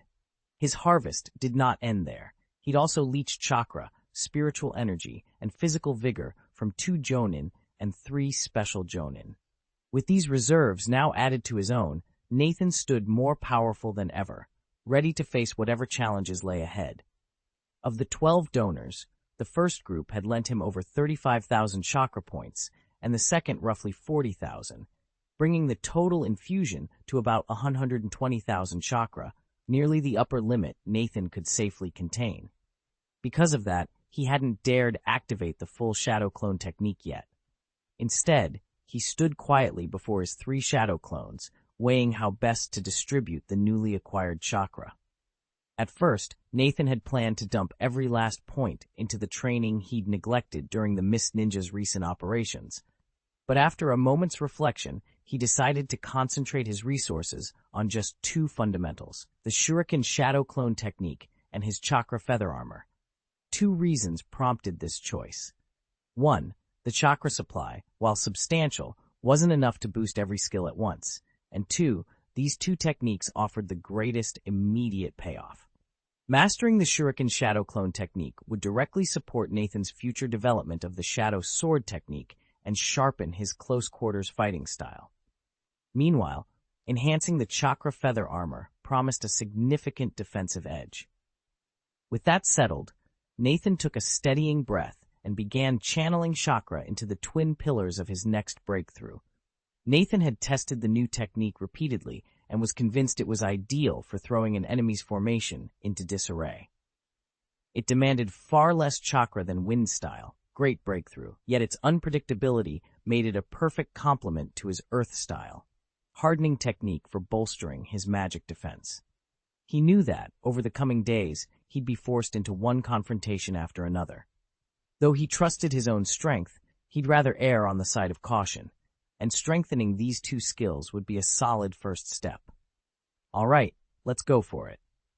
Decisive, Nathan summoned his 3 shadow clones and ordered them to leave the battlefield at once, scouting out a suitable spot to hone these abilities. Most shinobi might have bristled at such a last-ditch effort, but with his proficiency panel to guide him, Nathan knew he had more than enough time. Without hesitation, each clone activated Wind style, wind wings, and shot upward into the sky, their forms blurring on the wind as they sought the perfect training ground. Once everything was in place, Nathan donned the Chakra Feather robe for extra protection. With a single breath, he unleashed Wind style, wind wings, propelling himself and his 2 companions skyward at nearly 300 meters per second, over 18 kilometers a minute. In just a few minutes, they had put the battlefield well behind them, vanishing without drawing so much as a second glance. High above the fray, Nathan deactivated his enhanced vision and considered the next move. Through his Byakugan, he had already spotted a Konoha scouting party closing in only a few dread meters below.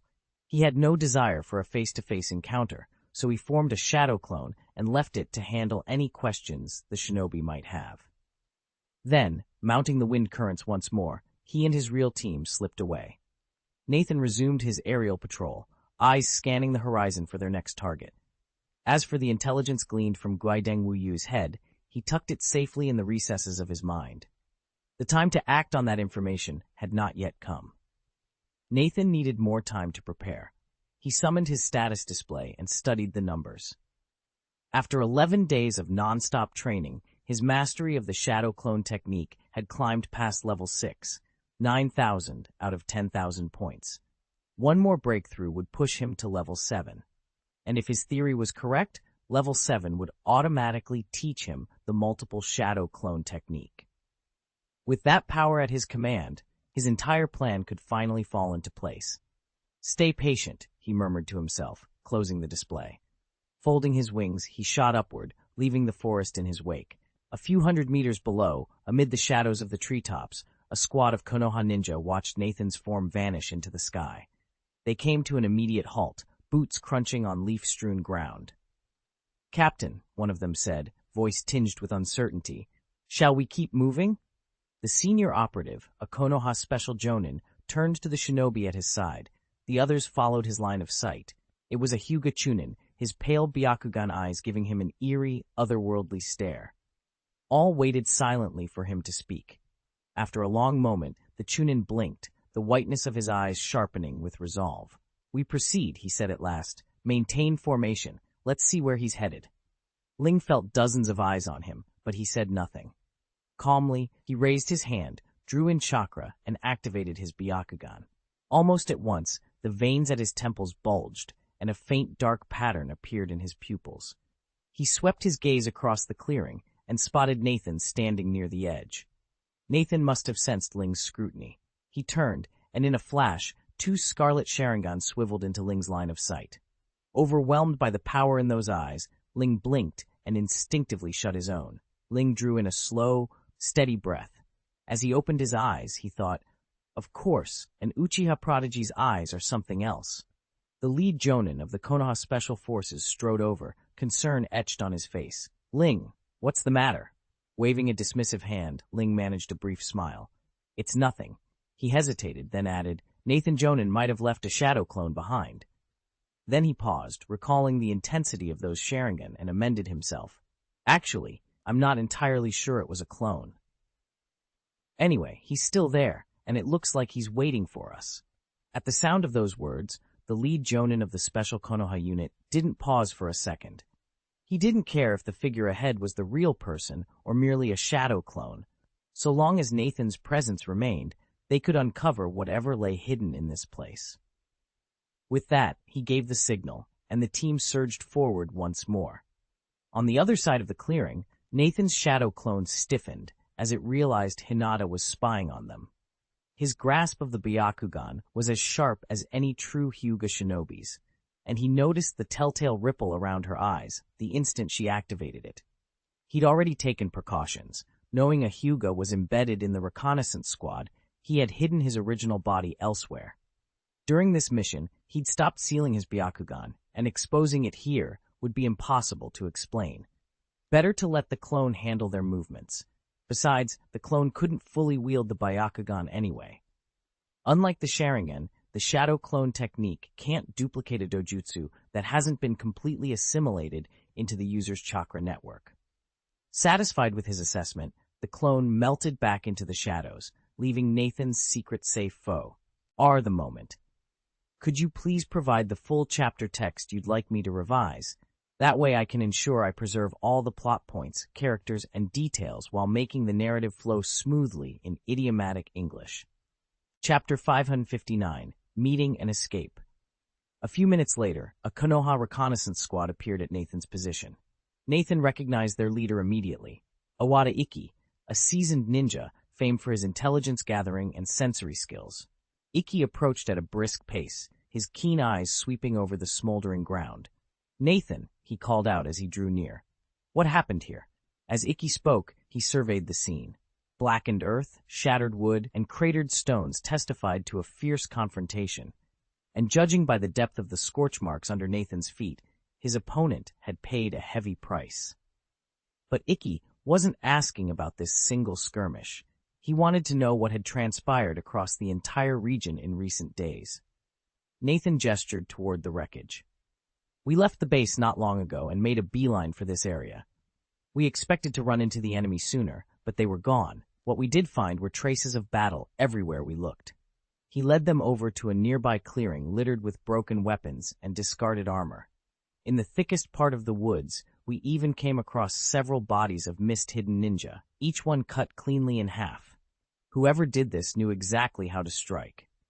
Ikki knelt beside one of the fallen shinobi, running a finger along the severed edge of the armor.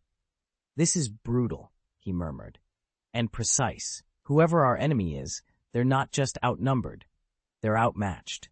Standing, Ikki met Nathan's gaze. "We need to find out who or what is doing this and stop them before more of our people turn up like this. Let's move."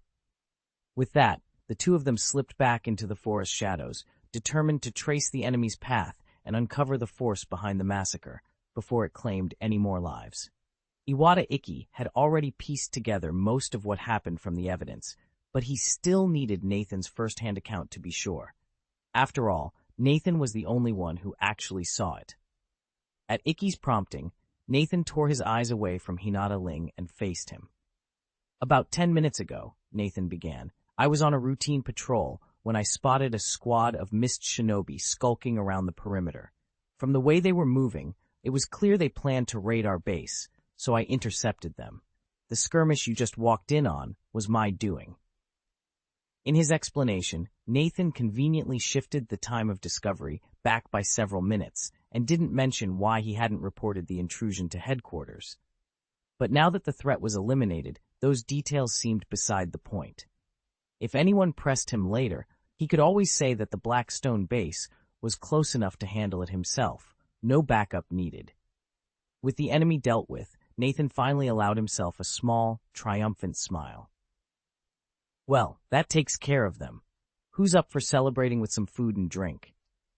Nathan's words must have struck a chord, because Iwata Ikki dropped his other questions and instead pressed him for precise details, the enemy's numbers, their strength, and an exact account of how the battle had unfolded.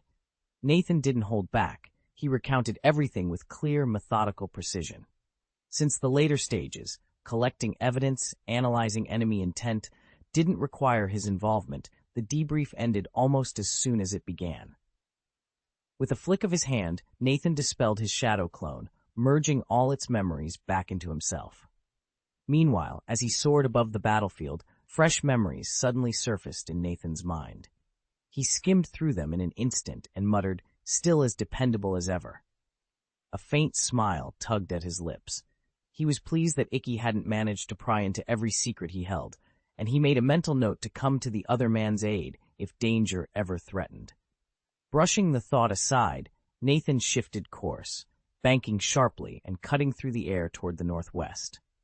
Just moments ago, another of his shadow clones had sent an urgent message. A lone team of Mist Ninja had been spotted on the field northwest of the Blackstone stronghold and needed immediate backup. Nathan accelerated, determination fueling every wing beat as he raced to their aid. Nathan soared through the sky on the wind wings, his flight so swift that the dozens of kilometers between him and his quarry vanished in under 3 minutes. As he drew near the target zone, he narrowed his focus and activated the Byakugan at the third eye on his forehead. In an instant, everything within a 1-kilometer radius snapped into crystal clarity. He pinpointed the coordinates the shadow clone had transmitted. 3 Mist Shinobi resting after a hard-fought battle. One was a seasoned Jonin, the other 2 Chunin, still catching their breath, bruised and weary. Nathan reached out with his heart-to-heart technique to confirm the report, but there was no need to worry about backup. His clone, ever cautious, had already moved on to assist elsewhere, leaving Nathan to handle this small strike team alone. With confidence in his own strength, he planned his next move. Nathan reached out with his mind, probing the trio's recent experiences to confirm his suspicions. Sure enough, they just endured a fierce battle, exactly why his shadow clone had spotted their trail. With that confirmation, he withdrew his telepathic inquiry. Wasting no time, Nathan activated Earth Reinforcement Escape, hardening the ground beneath him into an earthen shell, then layered on a chakra feather garment, its shimmering strands of chakra weaving a second barrier around him.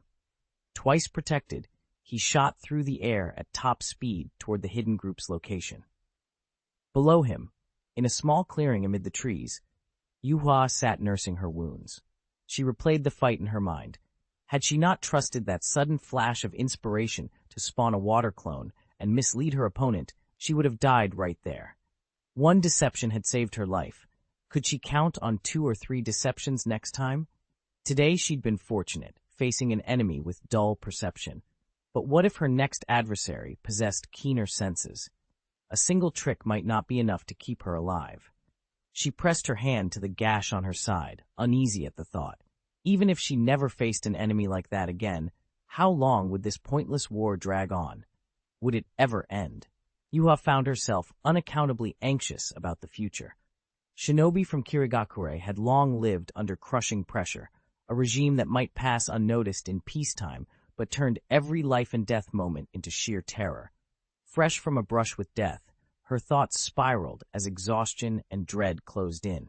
She barely registered the sudden presence until it slammed into her awareness like a thunderclap. Startled, she bolted upright, ready to warn her 2 Chunin subordinates. Before she could speak, the newcomer stepped into view, and her blood ran cold. "Ghost Sword Nathan?" she whispered. Recognition was instant. Without hesitation, Yuha spun on her heel and fled, abandoning her team in her desperate bid to get away. Nathan hung in the air, stunned for a moment by what he'd just witnessed. He couldn't help but think, am I really that terrifying? And did she have to panic so badly? Yuha was one of the Hidden Mist Village's rare female shinobi. She shouldn't be so helpless. What he didn't know was that the Mist Village's brutal blood mist training had left her mentally fragile. Confronted by a clearly superior opponent, her instincts had flipped into full-blown flight mode. Yet in their village, any shinobi who ran risked being branded a traitor, and dealt with accordingly.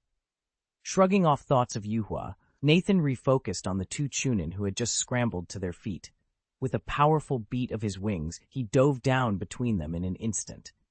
His right palm shimmered into a razor-sharp blade of chakra, his signature chakra scalpel. Before either adversary could react, he slashed across one man's forearm, severing the muscles that controlled his grip. The kunai in the ninja's hand clattered to the ground as he stared at his mangled arm in shock. Nathan landed lightly behind them, ready for whatever came next. Nathan spun his head to the right and locked eyes with another missed shinobi. The moment their gazes met, he activated his Sharingan and wove a genjutsu, pinning the man in place. The Kirinin thrashed, trying to free his right arm, but Nathan's hand closed around his throat. With a simple seal, he unleashed the chakra absorption technique he'd long prepared, draining the ninja's chakra, mental focus, and even physical strength in mere seconds. The man went limp and collapsed. Before the dust settled, Nathan blinked to the next opponent and repeated the process. Seconds later, a second body hit the ground. Without hesitation, Nathan formed a fire-style seal and invoked Susho no Jutsu, incinerating both corpses to ash. Finished, he didn't pause. With a shimmer, he deployed the body flicker technique and dashed off in pursuit of Yuha's fleeing form. Chapter 560, The Chase and the Acupuncture. Faster, faster! Yuha ignored her aching body and the burn of depleted chakra. Channeling every ounce of strength into the instant body technique, she tore through the forest like a startled deer. Branches whipped past as she sprinted, but over and over she dared a glance behind. Nathan was closing in. In mere seconds, the hazy form of her pursuer sharpened into view. One moment he seemed a distant ghost. The next, he had gained more than 10 meters. Panic ignited within her. She couldn't face him head-on. With a fierce, desperate resolve, Yuha gathered her remaining chakra and performed the shadow clone technique. Her single form split into 3 identical figures, each dashing off in a different direction. Nathan slowed, brow knitting in puzzlement. Cloning herself wasn't beyond Yuha's abilities. At worst, it cost her only 10% of her chakra. Her frantic flight hinted at something far more urgent than a simple escape. Determined, he picked a path and pressed on. Nathan's eyes narrowed as he measured the toll of the recent pursuit. Each burst of speed and every clash looming ahead would drive a shadow clone's chakra consumption through the roof, easily exceeding 10% of a ninja's total reserves. That's precisely why shadow clones are almost never deployed full-scale in battle. They're costly, wasteful, and at best by only a few seconds of delay. Ninjas reserve them for scouting, not slugfests, unless desperation leaves them no choice. From that standpoint alone, Yua's tactical blunder was glaring. By relying on her clones so recklessly, she'd squandered a huge chunk of chakra, and with it, at least a 30% drop in her already slim odds of victory. Nathan winced at the thought. The more chakra she burnt now, the less she'd have available later, and the less he could siphon once he caught her. Dismissing any sympathy for her poor judgment, he simply shifted into gear. With a sudden surge, Nathan closed the distance between himself and one of the fleeing figures. Seconds later, he was upon her clone, ready to finish the chase and bring the real fight to Yuha herself. Nathan gave Yuha no time to react. With a swift gesture, he unleashed a flurry of shuriken that spun through the air like petals caught in a storm, all streaking straight for her. Cornered, and with no route of escape, Yuha whirled around, crossing her kunai before her in a desperate block. Clang! Clang! Sparks flew as metal met metal, and one by one the shuriken clattered to the ground. Seeing her defense hold, Yuha prepared to break away and vanish into the shadows. Then a sharp whisper of wind sliced through the night. She barely registered the glint of steel before a second kunai shot from Nathan's palm at impossible speed, a kunai he had supercharged with his wind-style, fierce wind palm. Alarm flared in her chest. Instinctively, Yuha twisted her body. The blade hissed past her ribs but failed to strike true. Before she could regain her footing, a swirl of green light heralded Nathan's approach. In a heartbeat, he stood before her, sword drawn and humming with energy. Yuha's heart pounded as she raised her kunai for another desperate block, ready to meet his next strike head-on. Nathan seized the moment and poured chakra into his illusion sword technique. In an instant, the air around his blade shimmered, and then his long sword struck true. Bang! A puff of chakra smoke erupted, and the figure before him vanished. A shadow clone. Nathan let out a grunt of frustration. Figures, he muttered, sheathing his sword. That slight miscalculation had cost him a heartbeat, but thankfully, not much more. His Byakugan still tracked the other two opponents clearly. their chakra signatures flickering like distant stars against the dark forest floor. Without hesitation, Nathan launched himself forward, every stride driven by purpose. He didn't bother creating more clones. With his shadow clone technique mastered at level 6, he could summon 30 duplicates at will. But it wasn't necessary. The 3 enemies were too close together. He could pick them off one by one. His focus narrowed to a single thought: catch them before they scattered. The chase was on. If Nathan was lucky, he'd unmask Yuhua's true form in under 3 tries. Even if luck ran against him, the real one couldn't hide behind the last clone for long. More importantly, he didn't want to waste time or chakra. Every copy Yuhua made drained her reserves, and though Nathan's command of the shadow clone technique was even stronger, a prolonged hunt would hollow out his own energy just as quickly. Better to go head-on and chase them down, one by one. He pressed forward without hesitation. Soon he caught up to the second figure and clashed with it. A brief exchange later, the clone dissolved under his strike. Frustration flashed across Nathan's face. Another fake. He pivoted instantly and sprinted after the third. 3 minutes later, Nathan burst to a stop directly in Yuhua's path. She whirled around in surprise, eyes widening as the genuine shadow warrior blocked her escape. Yuhua's eyes widened in terror. Instinctively, she raised her hands, ready to unleash the shadow clone technique and vanish once more. Her chakra reserves were nearly spent, but she didn't pause to calculate the cost, only to escape. Nathan, however, was done playing cat and mouse. He planted his feet firmly in the sandy soil and kicked off with all his might. A surge of chakra burst through him, crackling with electric energy, his fledgling lightning body activating at full force. Though he was still only level 1 in the skill, he threw everything he had into it. In a heartbeat, Nathan closed the distance. One moment, Yuhua was scrambling to form her clones. The next, Nathan stood directly before her. She gasped, her face paling with dread. Nathan didn't hesitate. He thrust out a single finger, driving it straight into her chest. Nathan's chakra flared at his fingertips and shot forth in a precise, invisible lance. It slammed into Yuhua's chest, striking the main chakra node and instantly blocking her flow. She gasped, her vision swimming as the seals for her shadow clone technique unraveled. Pale-faced, she staggered backward, blood trickling from her lips. But Nathan wasn't finished. He moved like a silent whirlwind, his figure blurring as he darted around her. In the span of heartbeats, dozens of fingers pressed into her skin, sealing one acupoint after another. Agonized cries tore from Yuhua's throat as waves of pain radiated through her limbs and torso. Every time she tried to draw chakra, it felt like a child straining at a cart meant for an ox. At last, the torment overwhelmed her. She collapsed to one knee, breath ragged, chakra reserves nearly spent. Even so, the iron will of a jonin flared within her. She let go of further hand seals and forced herself upright. Locking eyes with Nathan, she finally took in his crimson tomoe-patterned gaze. A flicker of curiosity touched her expression. "You used pressure point strikes," she said, voice low but steady. "That's a Hyuga clan technique, isn't it?" "Can the Sharingan see a person's chakra points too?" she asked, eyes widening. Nathan didn't bother answering.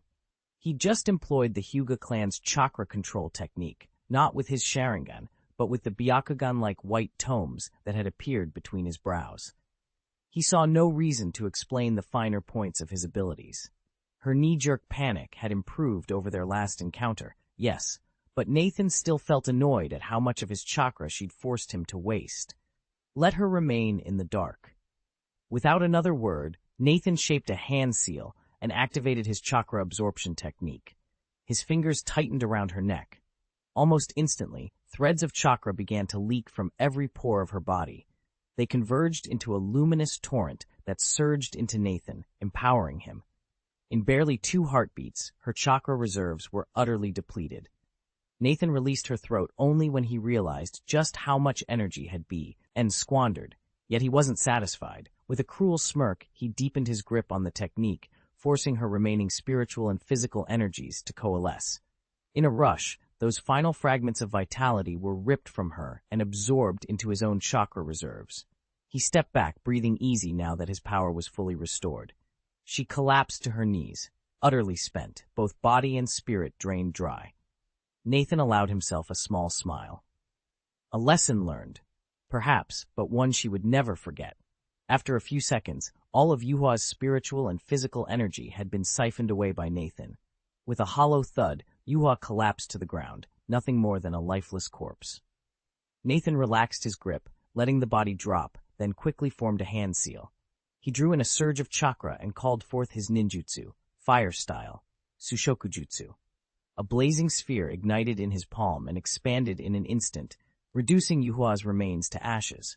Once the flames died down, Nathan took a step back and began to assess what he'd gained from the fight.